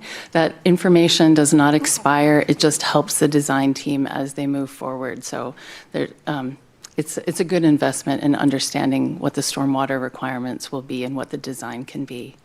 And then lastly is that economic analysis. It's a really important piece. We want to understand life cycle costs. We want to understand revenue potential. We did reach out to a potential consultant, and they gave us an estimate maybe around $20,000. And I specifically asked them, when is the best time to do this? Can you do this with our master plan? How about in conjunction with the SD development or after SD? And while they could do anything, they did recommend that this analysis take place during or after SD. There's just more information that is needed to be gathered to help provide a better picture. And with that, I'd love to hear your comments or questions and then receive direction about the contract for SD. Councilmember O'Farrell. Thank you, Michelle, for a presentation. And yes, I did one of those panels for the fence way back when. That was really fun. My neighbor and I did one each, and it's always cool to walk by and kind of see my lowly art skills on display. So thank you for the presentation. Very excited about Big Rock Park South, and what a wonderful gift, Mary, to give us. We're deeply indebted to you for that. I was just from the last piece that you talked about, the economic analysis, and that maybe that it should be done after SD, which I would be very interested in hearing about. And in light kind of Mary's comments about the house, and I'd heard Mary's comments about the house before, that she's not in favor of holding on to it. And I think that's something worth listening to, because I think it'd be worth finding out when we do that economic analysis about the house and what it would cost the city to maintain it, given that it does have that basement flooding issue, et cetera, and the narrow doors and all that kind of thing, and what that would really cost us to maintain that over time. So I'd be really interested in that. Otherwise, very much in favor of approving this and moving forward with it, and moving forward with this whole project. So thank you so much for everything tonight. Thank you. Councilmember Boyer.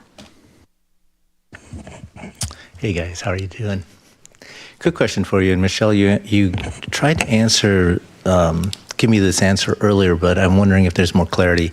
What is 30% of SD? Is that like 30% of the project? Is then DD, CD, 40, 20%? Is that why you do that? I've never heard that before, by the way. There's just, concept, SD, construction drawings. So tell me about that. Of course. So 100% construction documents, that's the final deliverable, right? Before you go to bid. Yeah. So SD is considered 30% of that completed construction document. Okay. I guess the other comment I would make is my hesitation is that when you look at what you're proposing, I'm used to seeing concept and programming done before SD. And now here we have a situation where you're going to kind of do it, I guess, concurrent with SD, which I find problematic, because you're going to start doing, all the pieces of SD, site plans, detailed room plans, room sizing, mass loadings, all that stuff. And I have a question about programming. The reason why I have a question about programming is that we've got a lot of properties, right? We've got 120. You also have that house on Big Rock North. I don't know what to call that house, but that house. You've got the Reared. We also have the library, YMCA, Beaver Lake, and that all goes into our inventory. So I don't have much of a problem with the sections in here around the site improvements and the plantings and things like that. But, that schematic work, I can understand. It's on the buildings itself, and if you look at the building section of the proposal, that's a pretty healthy cost. So you're going to make a decision on doing schematic design on a house that is going to take a lot of work in a barn when we haven't come to close on what that is going to be used for, its usage and functionality, as compared to the rest of the properties that we own. So let's say we're looking at 120 building. How do we offset all that? Because we don't have unlimited funds. We have one city, and I'd want to see a view of programming of the whole, not just this one increment. Because as we go incrementally, wow, we'll be to the person that's last on the list, because you don't know where you're going to look at when you get there. So I am very hesitant to do that because I think there's some things that are out of sequence here. I know you're trying to do the adaptive reuse of all these properties, but I think that would come prior to schematic, prior to getting into some of these things. And sure, your estimates would be much clearer after schematic, but you're actually drawing some conclusions when you do schematic. You're coming to a conclusion, which I don't know if we're ready to do that, especially without knowing the conclusion of 120. Other question I have for you is around the cost, and I know you said 2,900 hours, but I am really hesitant to go ahead with schematic when the maintenance cost or the yearly annual cost of this, I think, would be extraordinary.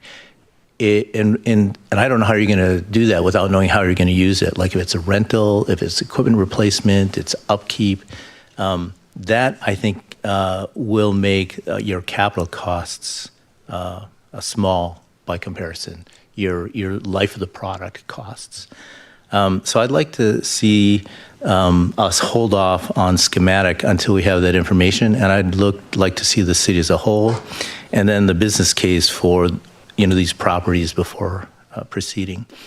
Now, does that information exist somewhere and I just missed it in the 400 pages? Or you could direct me, but I couldn't find it. I can try and speak to some of that. Sure.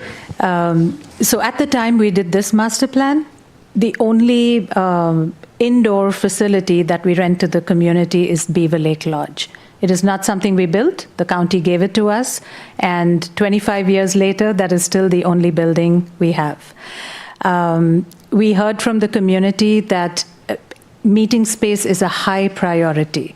The vision for this, for all these parcels is education of the youth, and we have no place to offer summer camps. We also have the seniors in Beaver Lake Lodge now, which makes it even more difficult to offer any indoor space for summer camps, right?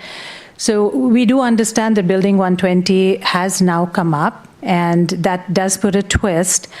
That has come up after this project. And these are existing buildings that will continue to deteriorate if we delay decisions. I think this building, the house does have its character, does have its issues, will be looked at. And then the barn is something, if renovated, as shown in some of the images on the slides, is going to offer a very different experience. Like, I can't think of anyone picking a classroom at Building 120 for a wedding. Or it will take significant renovation, right? I don't want to speak ahead of time. We are going to do a feasibility. We're going to determine what to do with that building. So they just offer very different spaces, and so that is the vision, having more spaces for our youth, for our community to be able And I understand. I read all that. What I'm looking for is an inventory of our spaces, what they are across the city, what their planned usage is, the cost to support all those in terms of recurring and non-recurring. And I want to look at that whole because that'll help with this decision. I believe that all comes prior to SD, because if you get that far and you're doing all of the work, and SD is significant, there's so much that you're doing on these when we don't know the answers to the balance. So I understand the desire of the community, but I think now because of our fiduciary responsibilities, we need to sharpen our pencil and understand clearly what does the whole look like. And by inventory, again, programming, I mean, what is it? What are all of them? What are they used for? How often do we use them? Who's going to use them? What's the intention? Because we're assuming weddings, we're assuming these things. I don't know the feasibility of that, and I'd like to see all that prior to committing. Sure. So we, Michelle spoke a little to that, right? The economic analysis for what these buildings can give you is hard to do at this early stage. And we have looked at some examples of other projects which have done an economic analysis at the master plan stage, and they just come back with saying that you will have a low return on investment or a moderate or high. It does not numerically evaluate because there isn't enough information. As far as an inventory of other buildings for Big Rock North, that was looked at previously, and it's really hard to renovate that building. It was looked at when we talked about a senior center and other purposes, because we have to bring a driveway into that site and cross Ebright Creek. So there is a high initial cost. The house also is at a couple different elevations. So you have, like, you step down into the living room, you step up to get back into the dining area. And so there were ADA issues related to the house. So that house was, there is no intended use. In fact, there have been conversations to demolish that house for a while now. Yeah, and I understand all that. And I know if it turns out to be a ROM, I'm fine with that. But we have no comparative analysis. All we have is these in isolation incrementally. And that makes it hard to make a decision. Again, life cycle capital, asset management costs in totality, total cost. What is our total cost exposure for the life of these products? That's what I'm really interested in. And I am hesitant to do this with these things in isolation, because as we go forward, the next one's going to be more, the next one's going to be more. Our discretionary funds that we have are limited, and we're going to cost out by doing these in that manner. Mr. City Manager. Thank you, Mayor. I appreciate the opportunity just to follow up just a little bit on Councilmember Boyer on your questions and statements, which are valid. I think one of the challenges we always face is we have the chicken and egg problem about, do you invest and decide what you want, or do you wait and figure it all out first and then decide what it is that you want to do? And I think part of what you're experiencing here is the way that we are structured in no small measure when it comes to, particularly around parks investments, is working through the PROS plan, and then the things that come out of that PROS plan in terms of the investments that are scheduled to be made. What you are asking for is very reasonable. We're not there yet, and I think one of the pieces that is interesting to me anyway is some part of the schematic will be to know whether or not it's viable to move forward with. Let's use Mary's house as an example. If the desire was to use that for meeting space, then how viable is it by doing that analysis work? And I think that's the piece. We are always trying to balance the requests from the community with what you're describing, which is our financial responsibility, and how to find that, if there is a sweet spot, if you will, in between. And so I'm not necessarily saying one way or the other, but I'm just pointing out, and I know you and I have had this discussion offline, that these are important pieces to try to sort out. They may not always line up.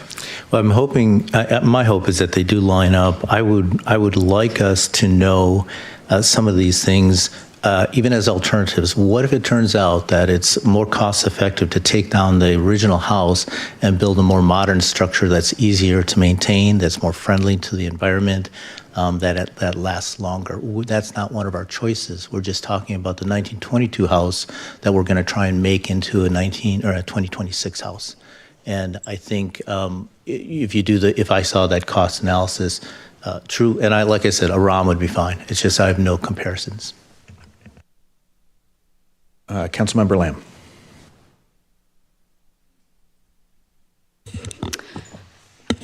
So thank you for the presentation.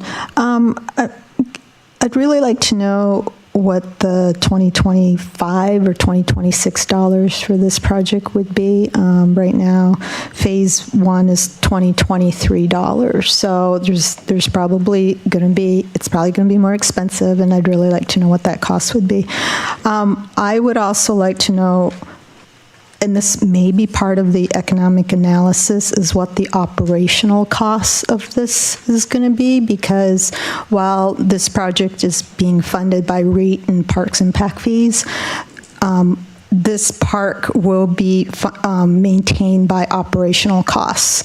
And as we know, we do have a fiscal gap, and we need to be very mindful of what we're spending. And so I think it's important to understand what the operational costs of this park will be. I did have a question on the REIT.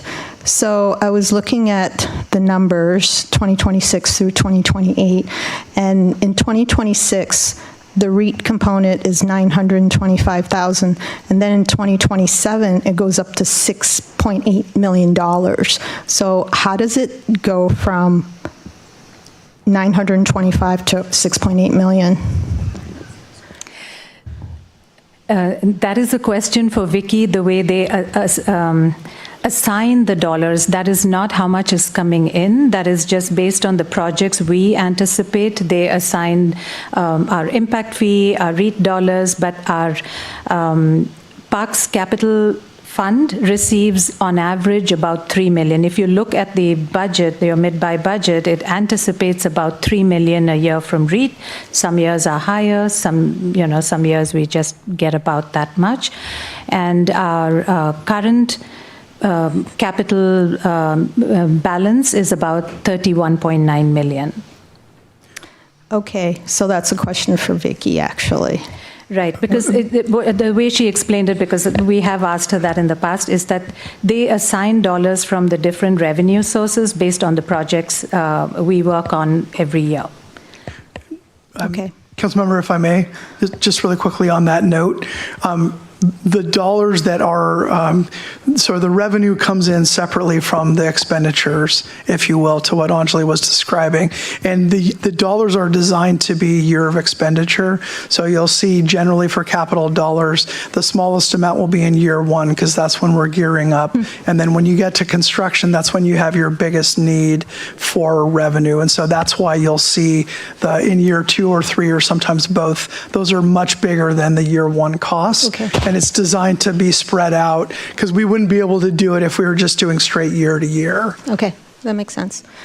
So then going to the parks impact fees, that's based on, the impact fees are, a developer would pay that. Given that the town center isn't expanding, we don't know how dependable those impact fees are. I mean, from what we understand right now, only townhomes will be built in town center, not these multifamily units that, when we approved the master plan, was what we were anticipating.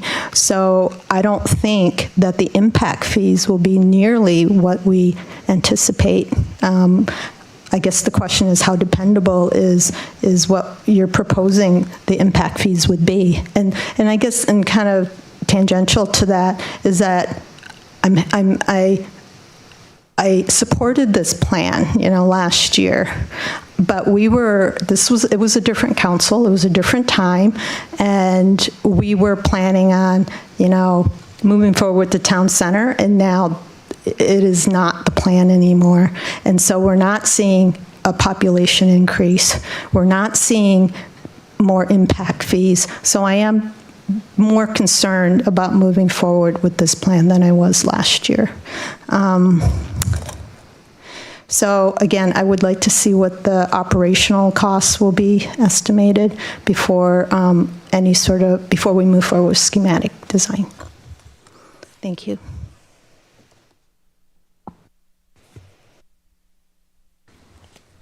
Councilmember Stewart.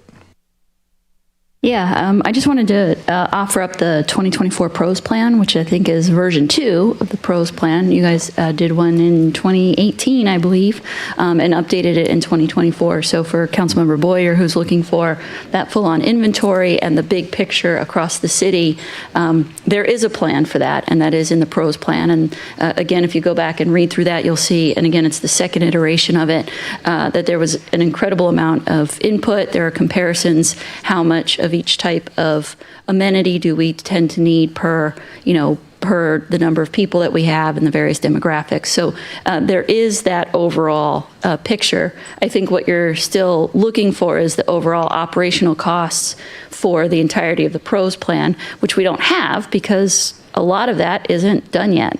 And so we can certainly get the operational costs for the existing parks that are online, but you'd have to look across that. So you could go in and fill in the blanks for the things we already have, see what we're missing. I will argue that we do have I would say, an almost non-existent meeting spaces. And while we still do have potentially for Building 120, even with bringing on Big Rock Park South, even with Building 120, I would still argue that we have significantly less meeting spaces for community organizations, et cetera, than most cities do. And I will say that for all of the organizations that I belong to, we rarely, if ever, meet in Sammamish because there is no place to meet. We meet in Redmond, we meet in Bellevue, we meet in Issaquah. And that adds to traffic, that adds to vehicle miles traveled, and all of the treats and food and everything we buy, all of that revenue goes to our neighboring cities. So I think we do need more space. And especially if we're talking about things like parks, we want people to stay in our city. We want them to be able to come and meet here and go enjoy the park. So that's just something to think about. But if you're looking for that holistic view, the Parks Department has done a great job. And I was sitting here like pushing my button, not pushing my button, because I thought somebody's going to say the PROS plan. Come on, guys. It's an amazing plan, actually. So I highly recommend it. And there is a full-on inventory of all the amenities we currently have, what we think we should have, levels of service, all of that is in there. So Anjali, I'm kind of disappointed that you didn't bring that up. Anyway. Councilmember Treen. Clarifying question first. 31 million right now in the bank? That's Thanks. right. It changes every month. But Sure. Yeah. But it could be higher. That's awesome. Second was there was a comment made that I didn't know something, and I'm surprised. So, not speaking of Mary's house, there's another house that we're talking about tearing down, or a possibility. Not on this parcel. The first parcel. Right, on another parcel. What house is this house that we're considering tearing down? We aren't considering tearing it down right now, but that was a study during the Big Rock, the first Parcel North's master plan. So it is tucked in the trees. So if you're... Oh, the house that's on the property for... I know where that house is. Okay. Yes. Okay. Yeah, that is kind of out of the way house. Really like it though. But probably, okay. So with that being said, and then clarified, thanks. And then this building that's the 120 building, I'm just going to call it the 120 building. That thing's a mess. So if the city were to decide to tear that down, and then Mary's house is being torn down, which I don't disagree with that either. Or, I could be convinced either way, but I'll just tell you, I think I've been in that house now enough times to know that it's a challenge to make it ADA accessible. The safety of the C-120 is who knows what, and wasn't part of our PRO plan. The house you were just referring to, I don't think that was ever considered as a meeting spot in the PRO plan, or I haven't heard in 6 years anyone talk about that being used as meeting spaces. So and I think meeting spaces are important, but at the same time, I look at it and just say, wait a second, what's the cost to the residents over time, which is where the real cost is going to be for operations, that it may be, and this is what we don't know, is it might be the best move for the council and for the city is to take all three of those buildings down.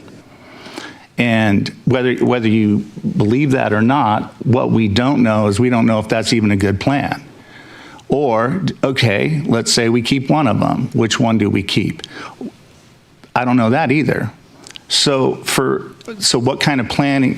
So I'm leaning towards Michael Boyer taking a holistic approach and saying, okay, sitting here in 2026, here's what we have. Here's our inventory, and how are we going to use it?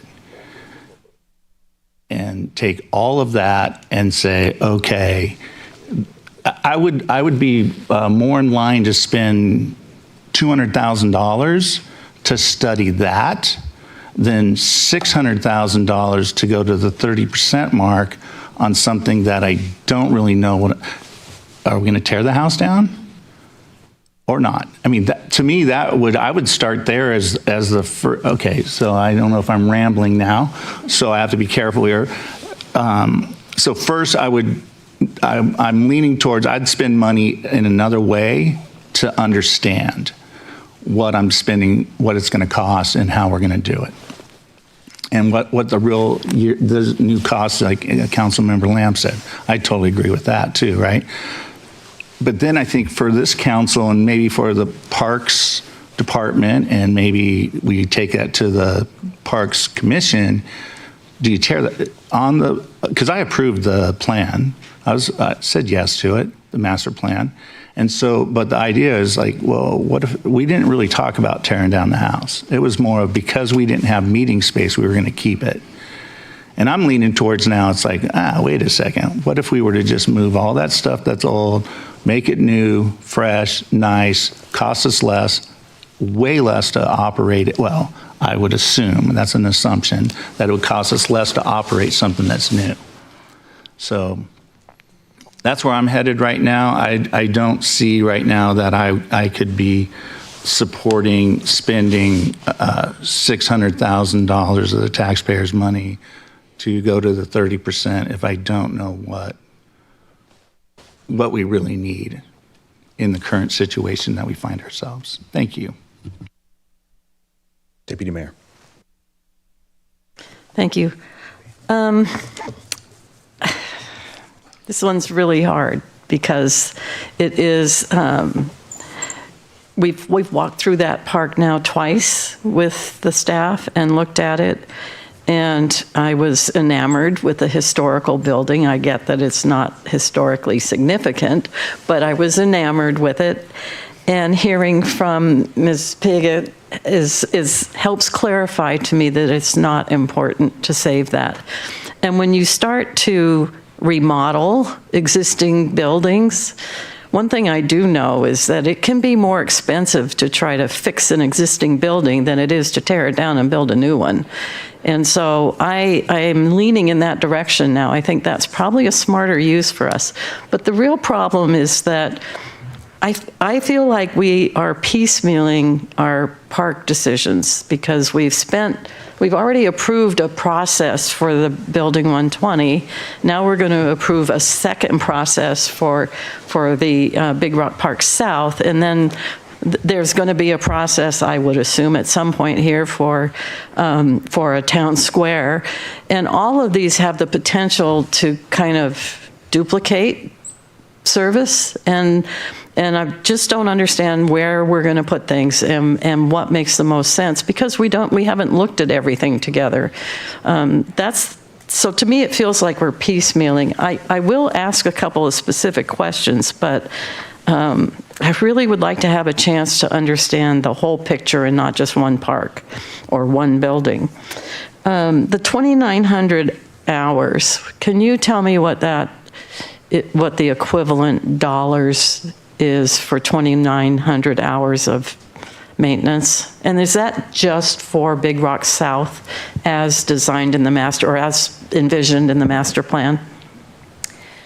Yes, and as Michelle mentioned, that was just scratching the surface of the operations. And we acknowledge that it is in the master plan, and that was every time we do a master plan, our maintenance folks, like to let us know that we can't just add one more park to the system with the same number of crews they have. Right. So we looked a little bit into that. This also has buildings, and so about 2,080 hours is a full-time employee, and so it's more than that. And that, with benefits, it's hard to say, but you could just say very roughly about 100,000 for a full-time employee. And so times what we have there, but that does not account for if you are renting the building and you need a facility monitor, but then we don't know, is that breaking even by renting the facility, right? So with buildings, it does get a little more complicated, and without having fully developed the design, what we are hearing is you can't really figure out that cost fully. Okay, I understand that. In the slide that shows the estimated timeline, we're just at the second level, right, the schematic. And then there's design development, construction documents, bidding and award, construction and opening. Do you know the 17 million that is estimated for, that's the total of all of those steps to get to just opening the park, right? That's correct. Can you break that down between design development and construction documents and all? Where is the bulk? Is construction really the big dollars? Yes. And everything else is going to be along the order of $500,000 or something like we're doing now, 600,000?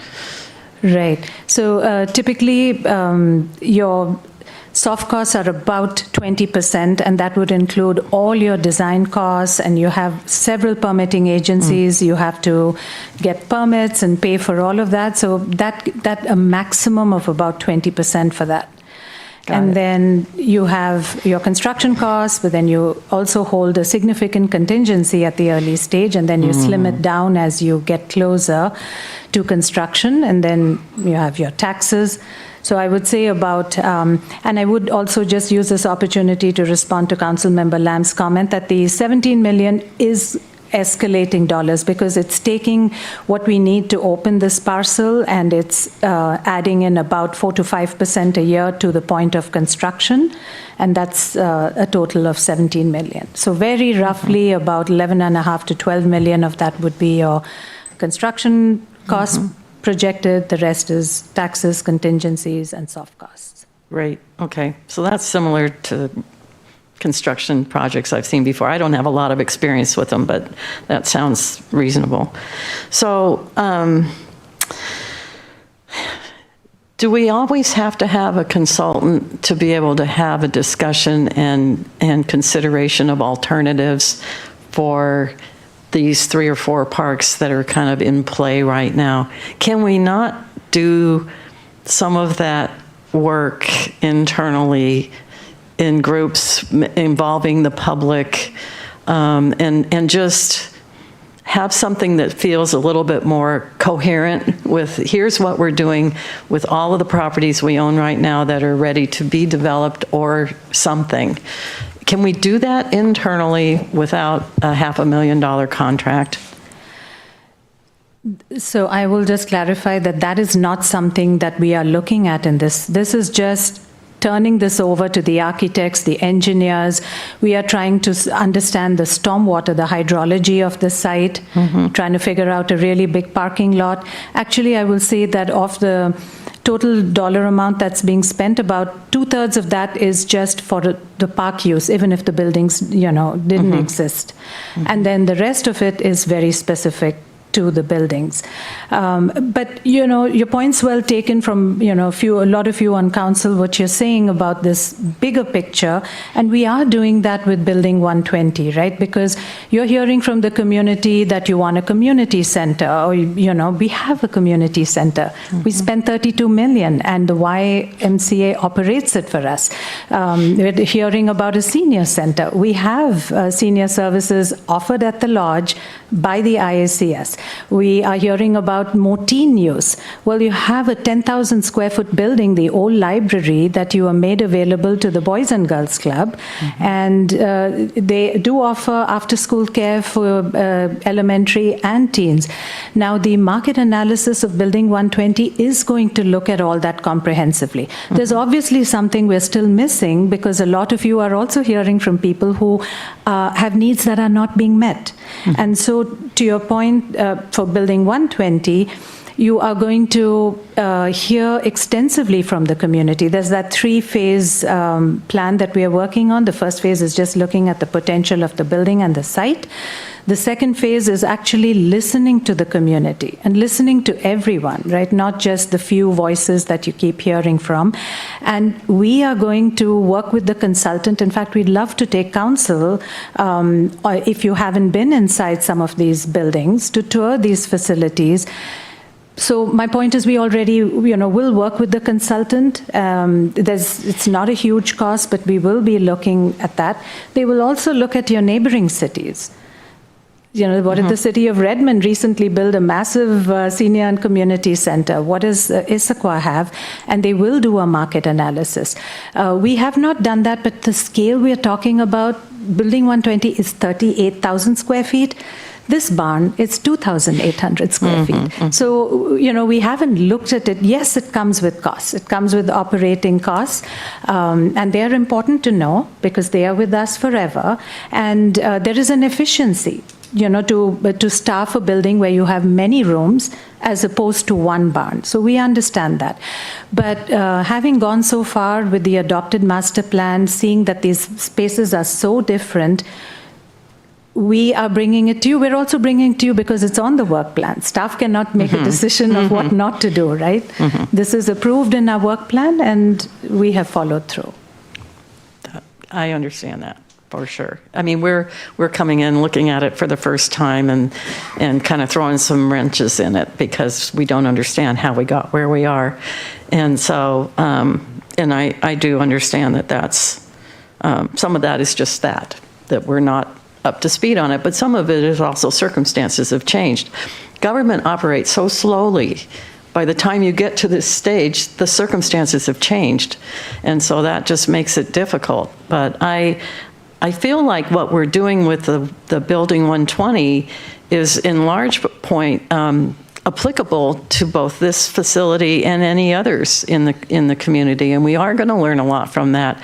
That's why when I first looked at this, I'm like, well, isn't this kind of overlapping? It's general. I get that it's specific to this site when it comes to the stormwater and whatnot, but as far as how we're going to use it, it's overlapping with the use analysis that's being done at the other building.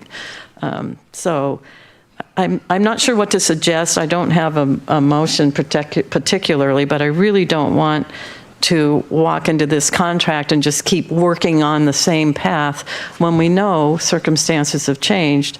And I think that, I don't know what the rest of the council thinks, but I don't see a reason to even plan to preserve the building, the house. If that's not the donor's wish, and it's going to be costly to make it, to retrofit it, to work for us, and we don't even know what we're going to use it for, it just doesn't make a lot of sense. So that's one. And the property itself is absolutely fabulous. If it were just trails in the property, it would be fabulous. So, yeah. And the barn, I get the barn. That's a beautiful building, and it's more recent. But even that's going to require a lot of modification to actually use it. And I don't know what the best use is of that. Is that something that's not in the schematic design? That's something else where we find out what the best use is for the community. So I'm hesitant. I have a couple questions, and then I'll get to the other lights that went up. I think we went through everybody so far. So I was going to ask what I thought was going to be a difficult question about the size of the barn. Do you remember? And then you just, 2,800 square feet, you had that at the top of your head, so thank you. I wanted to compare it to Pickering Barn to kind of understand the scale of what we're dealing with. So I've got a couple thoughts.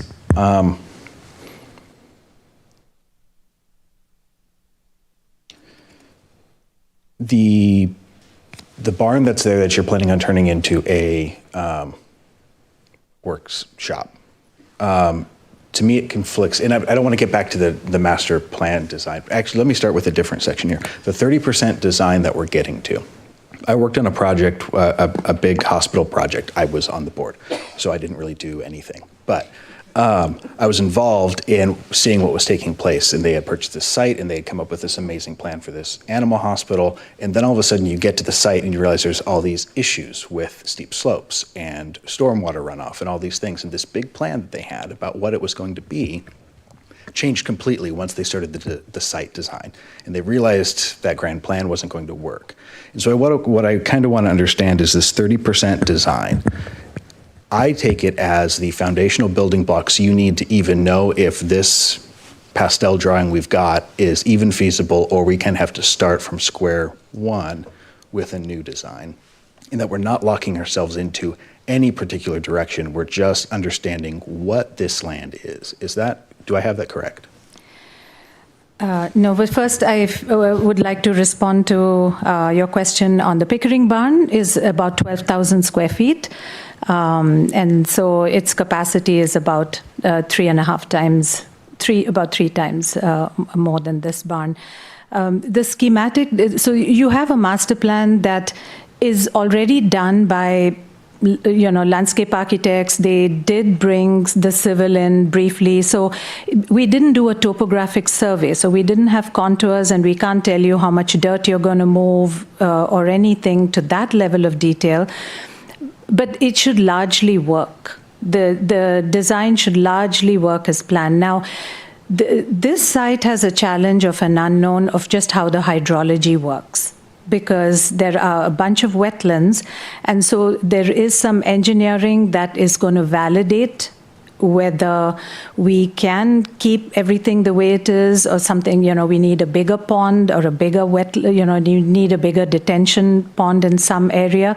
They have generously shown a stormwater detention pond at the southeast of the site in the adopted master plan. It's a big triangle of blue, and that triangle can shrink or grow as we go through the design.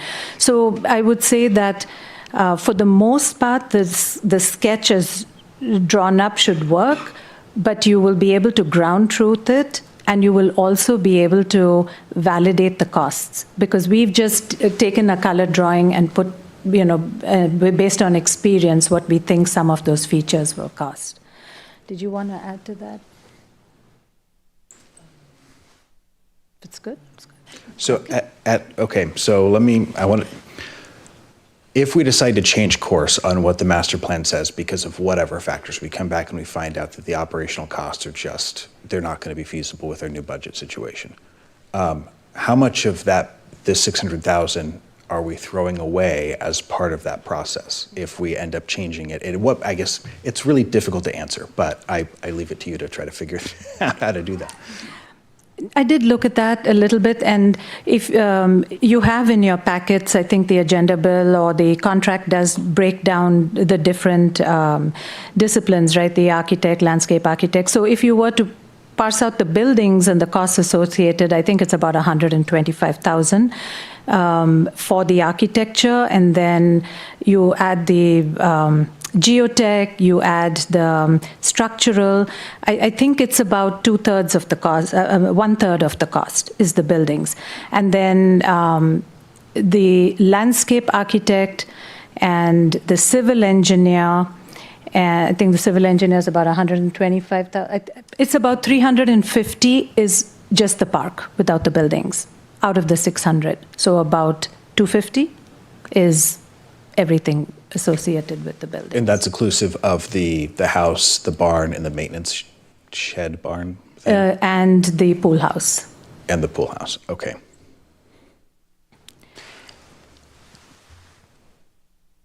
And I'd just like to add the other challenge that we are facing is we opened what we could easily open to the community. Now we are holding back 50%, about 7-8 acres of that site, right, to the community, because we need to make some improvements. And what we are trying to see is what can we be strategic, and what is it that we need to do to open it to the community. And it ended up being a big list, because once you open the park, so right now the barn doesn't have some of the utilities that go to it, right? So if we decide that that happens in the future, let's start small, let's not improve the barn, maybe build a smaller parking lot. But then when we do have to extend your water and sewer to the barn, you have to close up the park.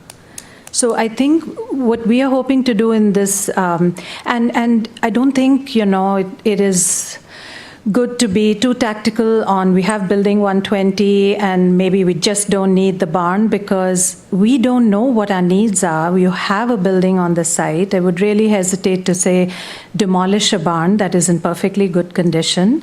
But at a minimum, what we would need to do is to figure out the hydrology, because community development's not going to let us open this till we've got that figured out. We're going to have to build some amount of parking, and you're going to have to extend utilities and stub them out at a minimum. Then when you open the park, you don't have to close it again if you are choosing to make some of those improvements over time. Okay.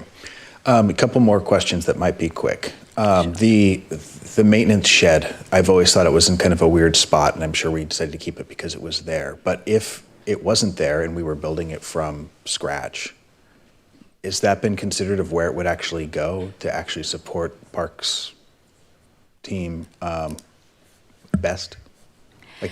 It would be more to the side. It wouldn't be in the center. You're talking about the newer maintenance. The newer garage. Newer garage. And the reason I ask is because if there's this vision of having this barn be some sort of center where people rent out for weddings or what have you, other than that garage that the Parks team will have various things in, it's a great vista. But then you've got that garage there, which kind of kills the mood of the thing. So I was just wondering if that was considered. And if that could potentially be changed down the road. I can guess right now that we don't have the operating funds to maintain the house and the pool house, and I just think they should go. At the same time, this plan has been in the works for a very long time. A lot of people were involved in it. I went to one or two of the open houses there. I think this is probably a good example of why when you ask people if they want cookies, you should probably tell them the cost of it, because they don't know how much it's going to cost them in taxes to maintain the building that they wanted to keep. So going forward, I hope the city will adjust our outreach efforts to have real gives and takes on the things the public says that they want. Once we get this will be done in time for the next biennial budget for us to plan, and we'll have a really good idea of what this is going to take, and we can adjust the plan once we get there. I think the public is frustrated with these continual planning cycles that councils go through. Every 2 years, the council might change over, and the next one's going to have a different idea. I think at some point we've got an 80% solution. Let's just go. It's not perfect. I didn't support the 120 building contract, but I went with it because we needed to get the 120 building figured out for people. So I don't think this is perfect. I don't love it. I think you've done amazing work on it. I appreciate all the time you and your team have taken to walk us through the building, and I'm going to support this contract if it comes up for a vote. Thank you. And Councilmember Stewart. This is the second round. We've gone for this for a long time. I'd like to keep everyone to 5 minutes on this round if we can. Sure. I would like to point out to the public as well as my fellow council members that I really encourage you to read the pros plan. While it does not include Building 120, it has an incredible, if you go look at page 24 on the pros plan, it does start to inventory everything we have. So that holistic view of what we have in the city is there. If you're looking for breakdown of costs for this particular master plan, page 57 of the master plan breaks down the costs. Is this a perfect master plan? Probably not. But we went through an extensive process with a ton of input. And Mary Pickett was there. I believe what I heard is, and I was just going back to review it, we had a debate over the house. And I think part of what happened was there was a structural analysis to look at that. While certain things aren't ideal, you're going to get more information when you go do this schematic and you do the hydrology, and we'll have more information to decide whether or not we keep that house. When you start looking at other buildings, it's easy to say just knock it down, but to build a new one is way more expensive. I also want to point out that this whole thing was a gift to the city. So while these are maybe some very big numbers that we're looking at, we wouldn't even be having this conversation if we weren't given this property, and we would never be able to do this on our budget. And I'm not saying that we should spend frivolously, but at the same time, like, we need to make the most of this amazing gift and make the most of it for our citizens, for our residents, and get it open. I mean, it's kind of mind-boggling to me that we're going to kind of go back through this whole process. We were presented with multiple designs, we had debates, we voted on it. I realize you're a new council, you can make a different decision, but yeah, at what point do we get off the merry-go-round and move forward? I don't think that there can be any debate that we don't have enough meeting space for our community groups in this city. Anjali already said we have one place that we can rent out for meetings that's inside, and that's Beaver Lake Lodge. That's it, one. So I appreciate that. I do think that, operating costs are going to be a challenge, and y'all want to cut costs, and that's certainly your prerogative. But we heard pretty clearly and loudly from the public that parks are what people want. And we can cut everything, but then, what do we have? What do we have left? I appreciate Mary. I want to thank you again. I've probably thanked you many, many times, but this is maybe one of the most amazing gifts a city has ever received, to get 50 acres of parkland in the very center of our city, and to have some of these buildings. The old barn, it may be old, but it is beautiful. The one that has the loft in it, I love that barn. That is just, right, inside? Oh, that's the new barn. Sorry, the new barn. It's amazing inside. It's beautiful. It's just, no, thank you. It's incredible. And I think that we need to move forward. We'll find out more, right? Every step of the way, the reason we don't go from 0 to 100% and we have these checkpoints is so that we can make modifications should we need to. But to hold this up and not move forward at this point seems, well, it seems like we are looking a gift horse in the mouth. Thank you. Councilmember Boyer. Thank you. And thanks to the other council members for their comments, and Councilmember Stewart for pointing me to the pros plan. I couldn't find the 120 building stuff in there, obviously, and other things, so that's what I was looking for. I think for all our financial friends out there, I think the concept of sunk cost is really important, knowing, of course, that everything prior to now doesn't go into the calculation. That's what sunk cost means. So we're starting now. So we can't feel guilty about money spent prior. That's not how that works. I know that parks are important, so I am not against, whatever was being developed in that part of the master plan. It's really our usage needs analysis for, let's call it conference space. If we need a conference center, I would say that it would be cheaper life cycle costs to focus on that and do that, rather than attempting to take something that doesn't apply and try and force fit it into something it's not. If that was the case, let's look at my house, let's hold a bunch of meetings there. I think that would go really poorly. I think my direction would be to think about, per what Councilmember Treen said, if we can think about what do we really need, and if it is that conference space, let's think about that. And I'd like to see the alternatives if we were to not use any of those spaces but focus on something. I think, again, our total costs would be less because they would be more focused.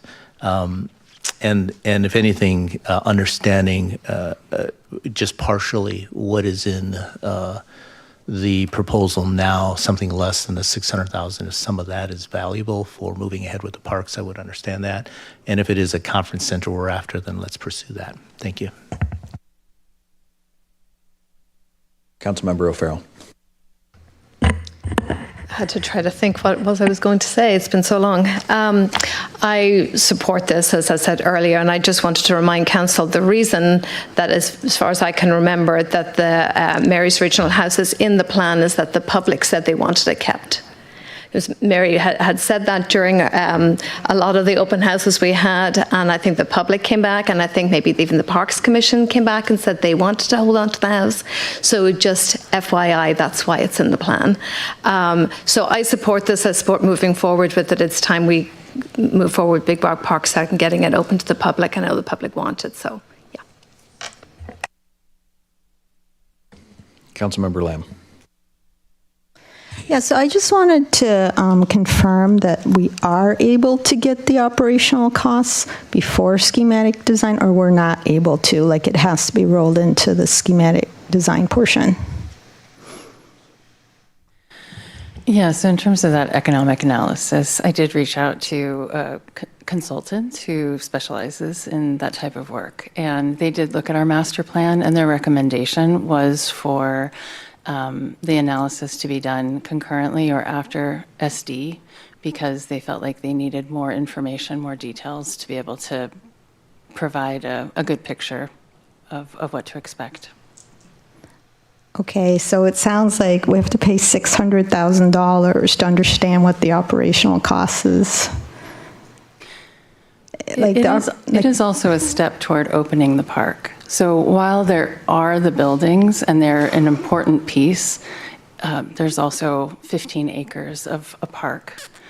And a lot of that money is toward the infrastructure of developing the stormwater and figuring out utility connections and parking and being able to open it. So, yeah. Yeah, I guess I can't support that then. I mean, I can't support spending $600,000 to find out what the operational costs. I'm just surprised that they can't tease some rough estimate based on our existing parks. Now, they can provide some information, but again, per their recommendation, for them to be able to provide a better picture, it would be helpful for them to have more information. So, could they do that without spending $600,000? Could it be $200,000 and to get whatever information that they need? I was going to say that we are actually, that is not in the 600,000. That is a separate contract that we would be doing for the operational costs. And that is why they are waiting to get some more data, because then your economic analysis will have your operating costs, your potential revenues, and we also need to figure out life cycle costs, right? That's something we've been asked to do. So it's not that it can't be done.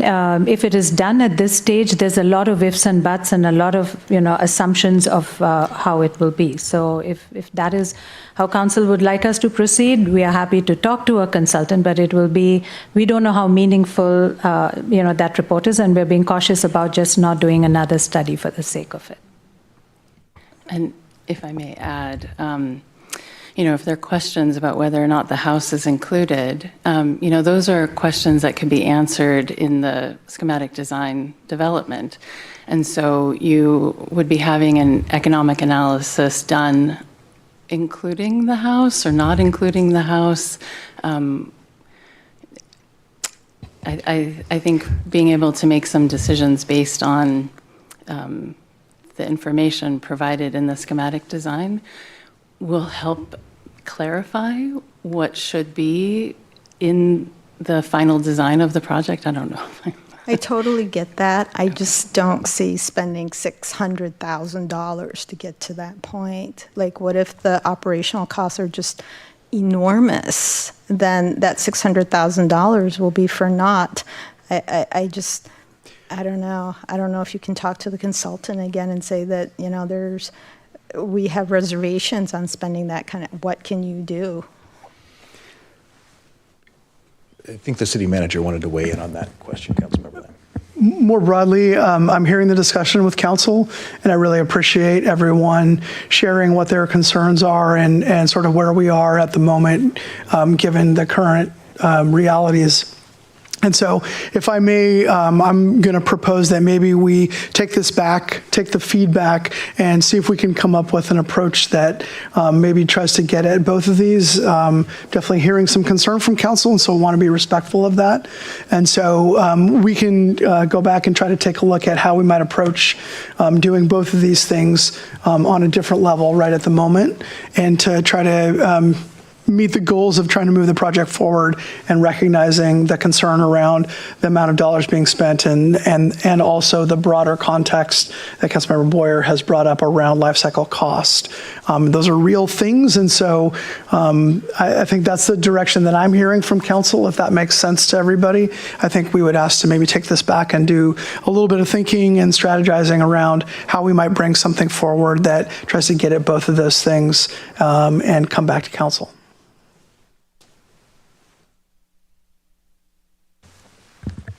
Councilmember Stewart. Yeah, I have a question on that. Are we debating not opening Big Rock Park South? Because I just heard Anjali say that 2/3 of the $600,000 has to be done even if we don't include the buildings. And are we saying that if we move, that like we're not going to open this park because we're worried that the operational costs are going to be too much? Like, Councilmember Stewart, appreciate the question. That's not what I was suggesting. Because that's kind of what I'm hearing is like, oh, it might be too expensive, so apologies if I misled. I think what I was hearing from council is a desire for more information before making final decisions to be able to move forward. And that's a totally reasonable thing. And I think that's what I'm suggesting is maybe we can go back and think about how to get some of that information so that we can find that path to move forward and try to gather that other information so that you all can make informed decisions when we get to the critical points. Because if we start piecemealing I'm sorry, I'm this, going to close conversation on this. I thought we had, I'm sorry, I have questions. Unless there is a motion on the floor, I think that we're going to end the conversation. There's no more questions for staff, and then please ask the question. Yep. If we piecemeal this and we break it up and we do a schematic design where we have to fence off all the buildings because we don't know what we're going to do with them, and then we decide what to do down the road, isn't that going to increase the total costs? Yes, and costs will only go up every year. But that said, again, we've opened the portion of the park that doesn't have the buildings, and now it would be good to know what we are thinking about the buildings to some extent, because there are infrastructure costs that support the building, including utilities and parking. So it wouldn't make a whole lot of sense to fence off buildings and open this portion of the park. And when was it that Mary gifted us Big Rock Park South? It was the end of 2021. Okay, so I'm going to, unless there's a motion, we're going to end discussion on this topic. The city manager said he was going to take this back to staff and come back to us with something that I think might be a workable solution, but I can count and we're not going to get there tonight. So unless someone has a different motion, we'll move on to the next I'd like to make a motion. I'd like to move that we authorize the city manager to execute the schematic design contract with HBB Landscape Architecture, including the city management reserve for a total not to exceed $606,956.25. Second. And if I may speak to my motion, yes. I am moving this forward because I think we're going to get information from the schematic design that will help inform us about what we're going to do, right? We're going to get some hydrology results. We're going to get some more information about whether or not we should keep the house or not. And I think that information we're going to have to go get. And I think all of the other information that we get in that schematic design is also going to be really critical. I think we've had this amazing gift for 5 years, and I don't think we've gone through extensive public process on these designs, the pros plan, as well as this master plan, and it's time that we start moving forward. Thank you. Thank you. Would anyone else like to speak? All right. Councilmember Lamb. So I don't think that, so I was on the council when we adopted this plan. I have no issues with the overall plan. I just want to confirm what the costs are going to be, and that is really what I am concerned about. And if the costs come back really, really high for operationally, at least that will help us inform, what we do with the buildings. I mean, that is really my intent. I do overall support this park, but I do want more information first.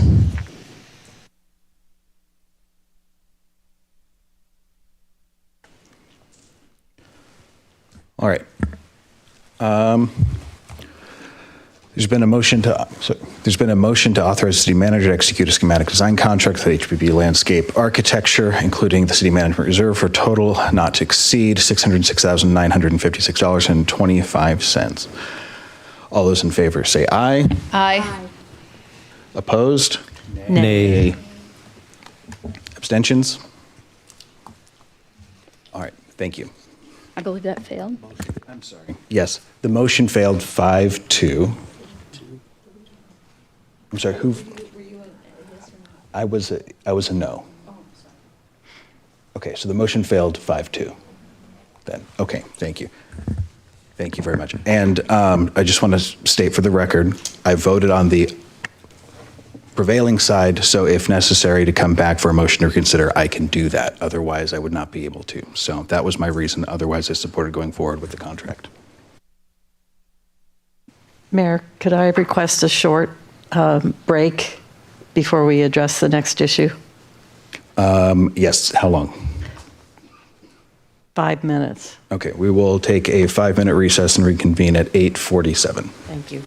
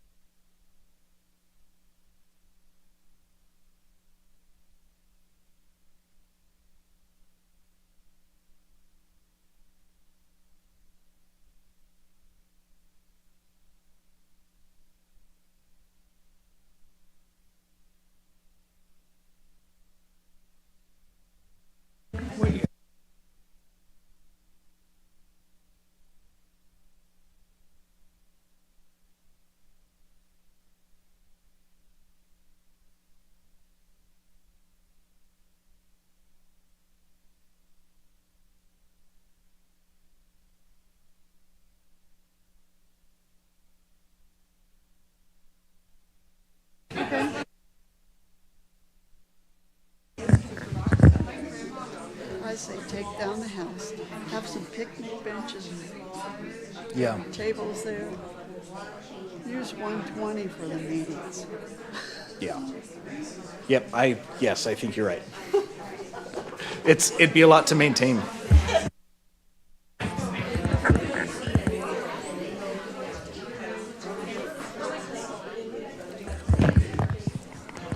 Council, we are 2 minutes past our recess.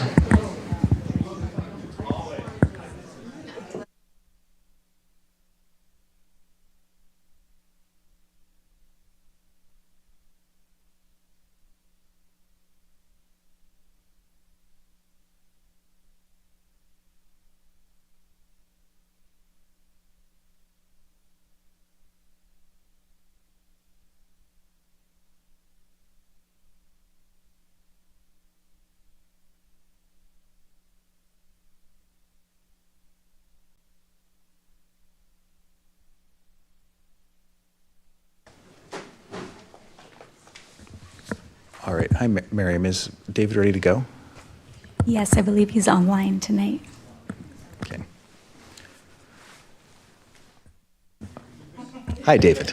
All right. We can go ahead and go over the discussion of the introduction to Title 24A updates.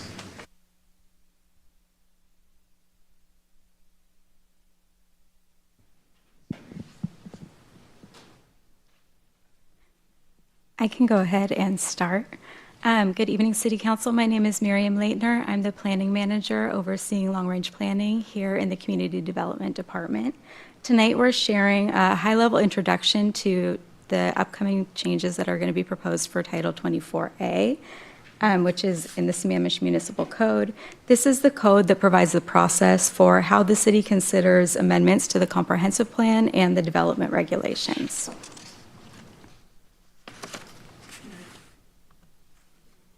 Sorry, I hate talking in microphones, and I'm a little under the weather still. Okay. Tonight, no action is being requested. It's really just an opportunity for you to become familiar with the project, ask questions, and provide initial feedback on some key issues.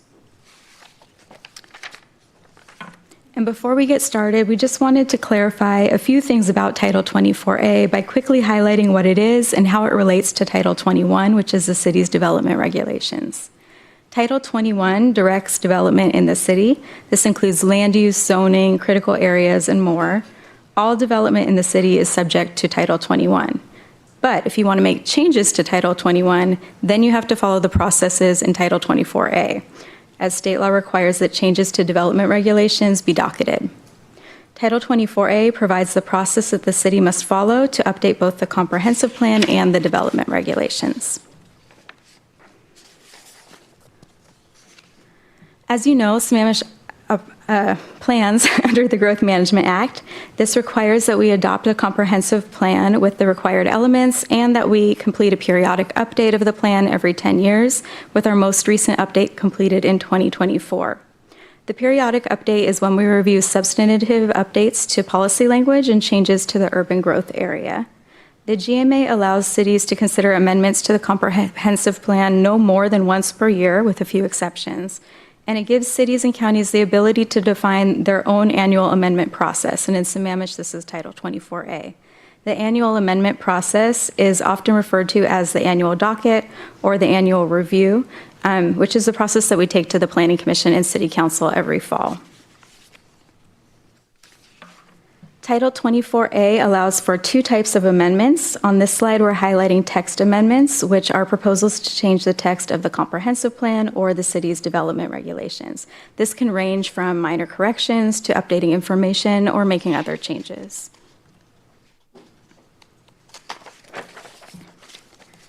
The other amendment type allowed under 24A is the site-specific land use map amendment, which changes the designation on the future land use map in the comprehensive plan for either an individual property or a small group of properties. If approved, applicants must submit a zone reclassification application to update the current zoning map designation so that both of the maps align. I also want to note that any future development on the parcel would then be subject to the requirements of Title 21, as we discussed earlier. The amendment process is intended to include multiple steps to ensure the public has ample opportunity to comment on the proposed changes. The first step in the process is the docket request process, which includes 2 public hearings, one with the Planning Commission and one with the City Council. The City Council ultimately decides which requests warrant a more detailed review by placing those items on the docket. The second step in the process is to begin a deeper analysis of the proposed amendments. The process mirrors the docket request process with 2 public hearings. Development regulation amendments are approved in a separate ordinance from comprehensive plan amendments, and this ensures that the city meets the Growth Management Act requirement to consider the cumulative impacts of all changes to the comprehensive plan. And we wanted to briefly just touch on the history of Title 24, later becoming Title 24A, which was last updated in 2019. Major changes in 2019 included removing duplicative language, adding specific procedures for text amendments and site-specific land use map amendments, refining the decision criteria, and adding a section on noticing and public participation. After we've been implementing this code for about 5 years and we completed the periodic update, we have a pretty good understanding of what's working well and where some gaps are, and that's what we're hoping to address in this next round of updates that we'll be bringing forward for your consideration. The changes being proposed will fall into 3 general categories: addressing implementation issues and lessons learned from the past 5 years, updating the code in line with best practices that we've seen at other cities, and then simplifying the code so that it's easier for the public to understand and navigate, and also for staff to administer. As an introduction, we thought we'd highlight some of the key issues that we're planning to address in our draft changes. The first issue relates to timing and submittal deadlines. While the annual deadline for the docket is the first Monday in August, the code also requires that summaries be posted online for the public to comment. And we typically do this in September, so that way the comments are in and we can include those in the packet going to the Planning Commission, which is usually in October, and then to the City Council in November or early December, depending on the other items on the council calendar. The code currently requires that applications are due 30 days after the request is docketed, so that almost always puts us right over Thanksgiving or the winter holiday season. The amendment application itself gathers more detailed information about the requested change and requires a fair bit of work to complete the materials. So this can be challenging when applicants are often out of town or busy getting ready for other tasks during this time of year.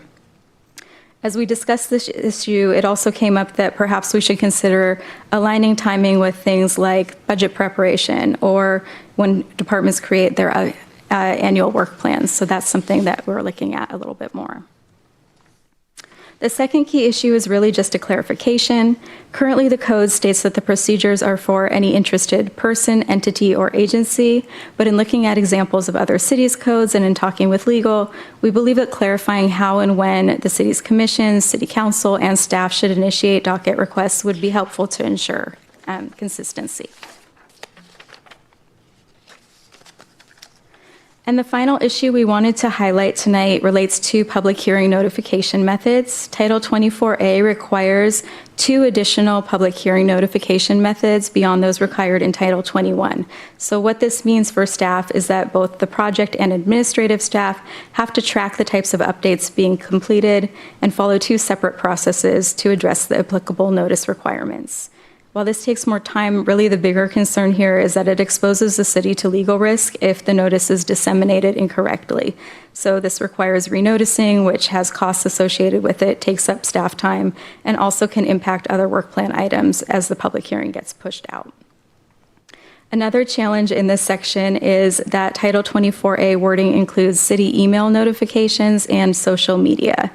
And without specificity about which social media platform, must be used or which city email group notifications should be sent to, the city is at legal risk of appeals, claiming that we didn't properly notice. Another consideration here is that preferred social media platforms can change over time as new ones come online. Similarly, email groups can be consolidated or software can change. And so there might be a benefit to pulling these items out of the code, but having them covered under an administrative process to ensure that they're still utilized, but not necessarily codified as a requirement. So we're going to be conducting additional research in this area to better understand what other cities are doing as well and bring that back for further discussion. In terms of work to date, we've completed an initial review of the codes for Issaquah, Redmond, Bellevue, Mercer Island, and Newcastle. We've also gathered information from MRSC, and we had an initial consultation with legal. We're now starting to work on the draft code changes, which when completed will be reviewed internally and by legal before we're presenting them to the Planning Commission and City Council. The timing of this depends on priorities established by the City Council, but we currently anticipate bringing the code probably later this spring or early in the summer. So as I conclude, we do have some items we'd appreciate council input on, which you see on screen, and I'm also happy to answer any questions. So I will hand things back to the mayor to get things started. Thank you. Council, any questions? Deputy Mayor. Yeah, I have some questions. Thank you. My first question is, why do we always compare ourselves to Issaquah and Redmond? We are in the Vision 2050 document for the region in the cities and towns category, not the same category as Redmond and Issaquah. And I think quite often when we look to them, for example, we're looking at a city that doesn't operate like we do and is not designated to grow like they are. So I really would like to see us start comparing to some of the other cities, cities in the cities and towns category. And I don't mean, Duval, this tiny little place, but I'd love to see one or two of those examples. If you want to look at Redmond and Issaquah, that's fine, but let's look at some of the others that are actually in our category. And I didn't understand some of what can you go back to the, I think it might be like slide 12 or 11. Do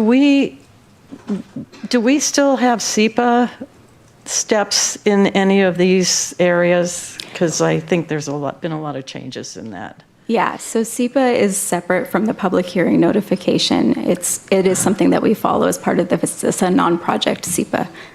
I feel so spoiled. Thank you, everybody. I have some cough drops too, if you like. They're really good.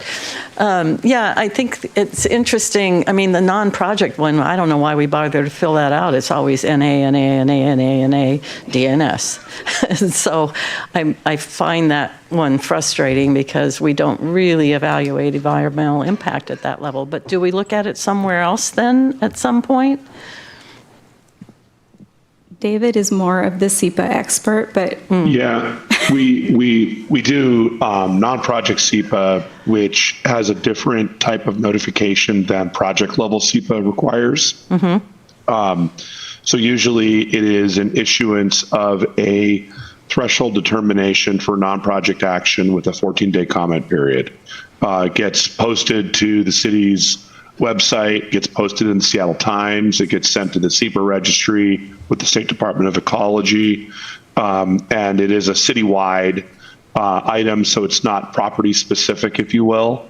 And because it's non-project, it's not subject to the Local Project Review Act, and it doesn't require the comment period like a project action would require. There isn't like a 21-day SEPA comment period followed by a 21-day SEPA appeal period. Mm-hmm. Under a non-project SEPA, the section of WAC 197.11.800 requires that you issue the SEPA threshold determination, which is followed by a 14-day comment period. And if during that 14-day comment period there is a comment that is received that would cause you to rethink or rescind or reissue the SEPA determination with mitigation measures or something associated with it, that is the process you would use. So it's fundamentally different in how SEPA works for citywide non-project legislative actions as opposed to project-specific or site-specific actions.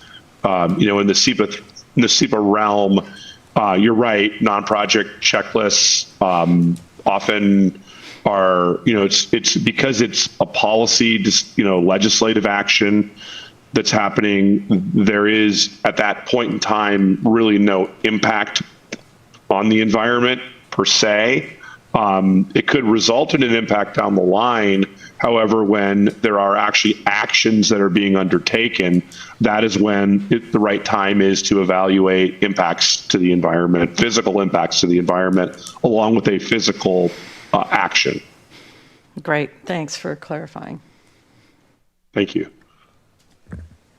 Councilmember O'Farrell. Thank you, Mayor. Miriam, could I get those questions that you had at the end?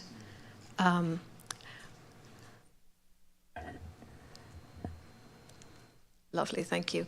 I'm not sure how much info I can give you on this, but I had watched the Planning Commission meeting. I found that very interesting, what was the kinds of topics they were covering at that meeting. In terms of the timing and the submittal deadline, the only thing I can think of in terms of it for aligning with council, maybe for it to align with the work plan, especially if we were looking at a sub-area plan, that kind of thing. Otherwise, I'm not sure. We could just pick a date, and I'm sure there's pros and cons to all, right? To me, the process is pretty clear to me anyway. So key issue number 2, I don't really have any light to shed on that for you.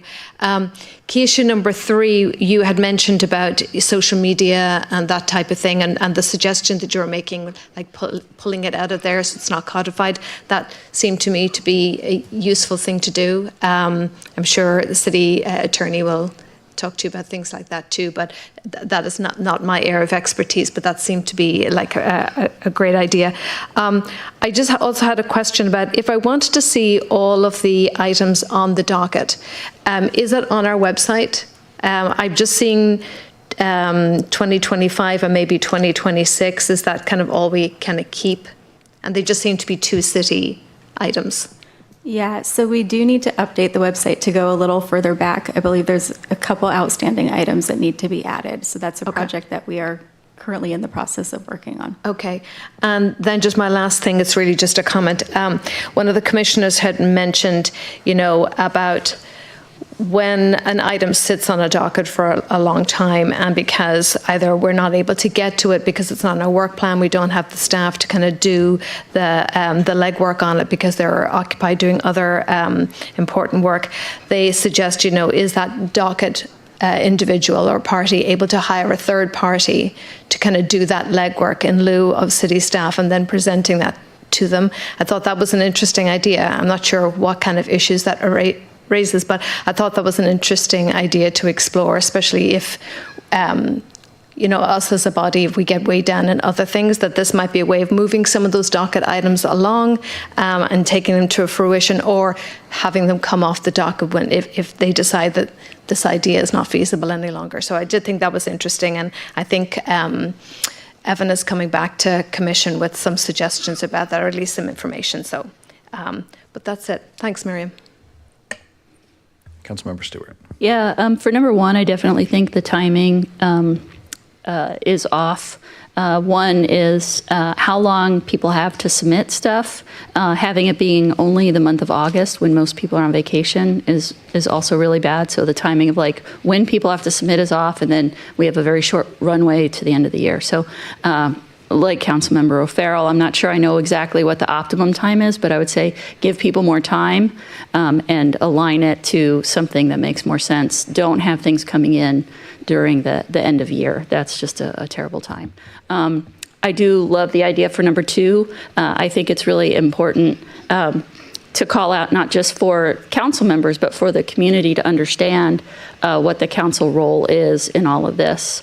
I know it's hard and it's weird to understand, but I think that's really important. So to be able to clarify sort of like, here's what staff does, here's what council does, here's what the commissioners do, here's what people who are submitting, applications do, and really sort of having those, everybody gets to pick a role, but you can only play one, is really important. And then for number 3, whatever you guys think is best on that to make it, get the word out, but also make it so that it is easy for us to comply, because we don't want to accidentally, miss something and create more work. So thank you very much for this. Thank you. Can I clarify one quick item that I didn't realize I left out until just now? Thank you.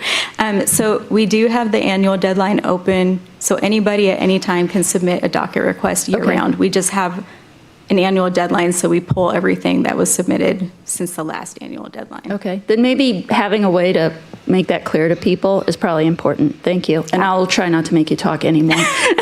It really sounds worse than it is, I promise. If I could add one point of clarification as well, and I think this is one of the points that we're trying to hit on, and maybe it's not as clear as we want it to be, and that is that the 30-day limitation kicks in once an item is docketed. So if someone through the annual docket process submits their docket request prior to August, right? So say they submitted in July of that year, then it gets included with the batch that is presented to the Planning Commission and the Council for review. And if the Planning Commission, through their process and hearing, recommends to the Council, and if the Council, through their process and hearing, decides to docket their item, then once it is docketed by resolution, then they are obligated under today's code. They have 30 days after it's docketed in order to submit the actual formal docket application. And that requires a lot of work, a lot of background work. There's a lot of information they have to provide us.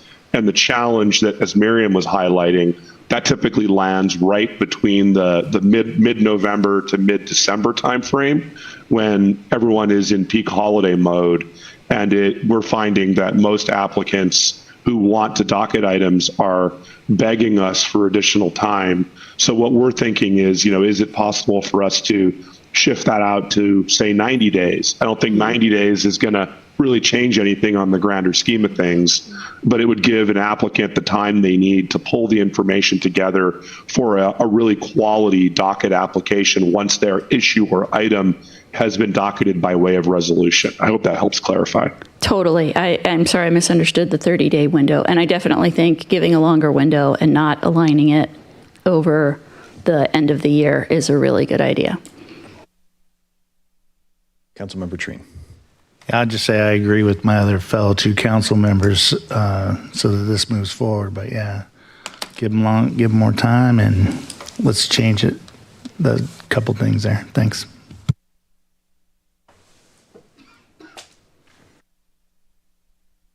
So my feedback, seeing nobody else up, is I'd like to see that aligned with the budget. When we're making key budget decisions, there's a lot of staff time, potential contractors consultants we have to bring on board for some of these things. And I think at the point at which we are able to see all the things up in the air, right then we can really determine how viable something is and make the trade-offs we need to. So I think doing it at a point where council can see the budget picture and know where it might slot in, I think would be helpful. I like the increased timeline. 90 days seems fine. 30 days is definitely too short. I don't know, maybe we can go back to people who've submitted docket requests in the past and ask them what would have been ideal for them and find something reasonable after hearing what their thoughts were and experiencing actually filling out the information. And then as far as public notifications, I don't know how problematic this is for a city attorney, but I think email is probably the best method of informing the public, and it's an owned audience that we have control of. So that's how I'd think about that, but I don't know if that causes problems. And that's all I've got. Thank you. And I can't believe you found issues with the 2019 passage of Title 24A. I know. Disappointing to me. Crazy. It's disappointing to me too. It was one of my first projects. Okay, is there anybody else on the council or staff have any final words? Okay, well, thank you very much for coming tonight and presenting to us and the time you took here. So, Thank you. And apologies for not being there in person. Have a great evening. thank you. All right, we are now down on to council reports. I'll start down at the end of the dais, the council member O'Farrell. Yes, I have a meeting coming up on March 10th with Raya 8. I find myself on their grant review committee, and so we're going to start doing some site visits to various organizations who have put in applications for funding for their salmon recovery project. So we'll be going through that in the next coming weeks. That's it. Councilmember Lamb. I'll be doing some reading books at Creekside Elementary School on Thursday evening. It's called their Reading Rodeo, I think. Councilmember Stewart. Councilmember Treen. Yeah, I'll be reading on Thursday night as well. Probably green eggs and ham or something like that. The other thing I did, the natural resource NDR presentation that was here on the wildfire. And so picked up some really good information there. And so I'll be turning some of that information. Well, actually, staff has that because there was a Sammamish staff member there as well. So just some really good information that was put out on some good maps. Mary Wichter would really like that. Thursday, I got that. And then, yeah, that's it for, well, and then I'll be attending the state tournament for Mount Size basketball team because they qualified again. So I'll be out at Tacoma for a little while too. Thanks. Thank you. I will also be at the reading rodeo and will attempt, if I'm reading, to not use a monotone voice for that. I had the North Mayor's Sound Cities Association meeting today. Two items that we are keeping tabs on is the potential councilmanic 0.1% transportation benefit tax coming from King County to help with rural roads and how cities might or might not benefit from that. So if any council members have any thoughts that you'd like me to convey to our SCA folks, please let me know. And then the other one that's being looked at is a potential housing levy that is still very much just kind of being out there. So if anyone has any thoughts on a potential housing levy coming down that would go to the voters and would like me to convey anything to the mayor's group, please also let me know. And then next week, I've got my EMAC, the Emergency Management meeting with SCA, and then Eastside Transportation Partnership on Friday. And I do not have any agendas for those to pass out yet. So, Deputy Mayor. Yeah, thank you. I have I'm going to go to an SCA meeting. It's a networking event for newly electeds, and it's on Mercer Island at their center. So I'm looking forward to, I've been connecting with a lot of regional people, trying to understand the region, the decisions that are being made on a regional basis. The same two tax items are on the PIC agenda, the Public Issues Committee that I'm on, and I will be sending something out to you asking for your feedback on that. They are also trying to create a list of all of the tax measures that might be on ballots in the next 3 or 4 years, because they're trying to not put everything on one year's ballot. And so if we have plans within the city to put anything on the ballot for taxation, I would like to be able to report that to the PIC committee so they can have it on their schedule. Councilmember Boyer. Mr. City Manager.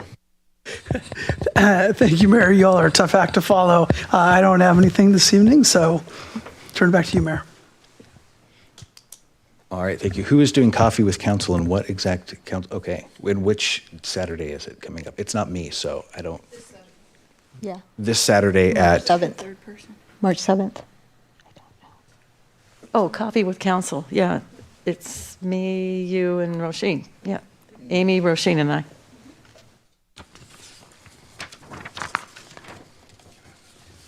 All right, do I have a motion to adjourn? I move to adjourn. It's been moved. Is there a second? Second. Been moved and seconded to adjourn. Discussion. All those in favor say aye. Aye. Aye. Opposed? Abstentions? It passes 7-0.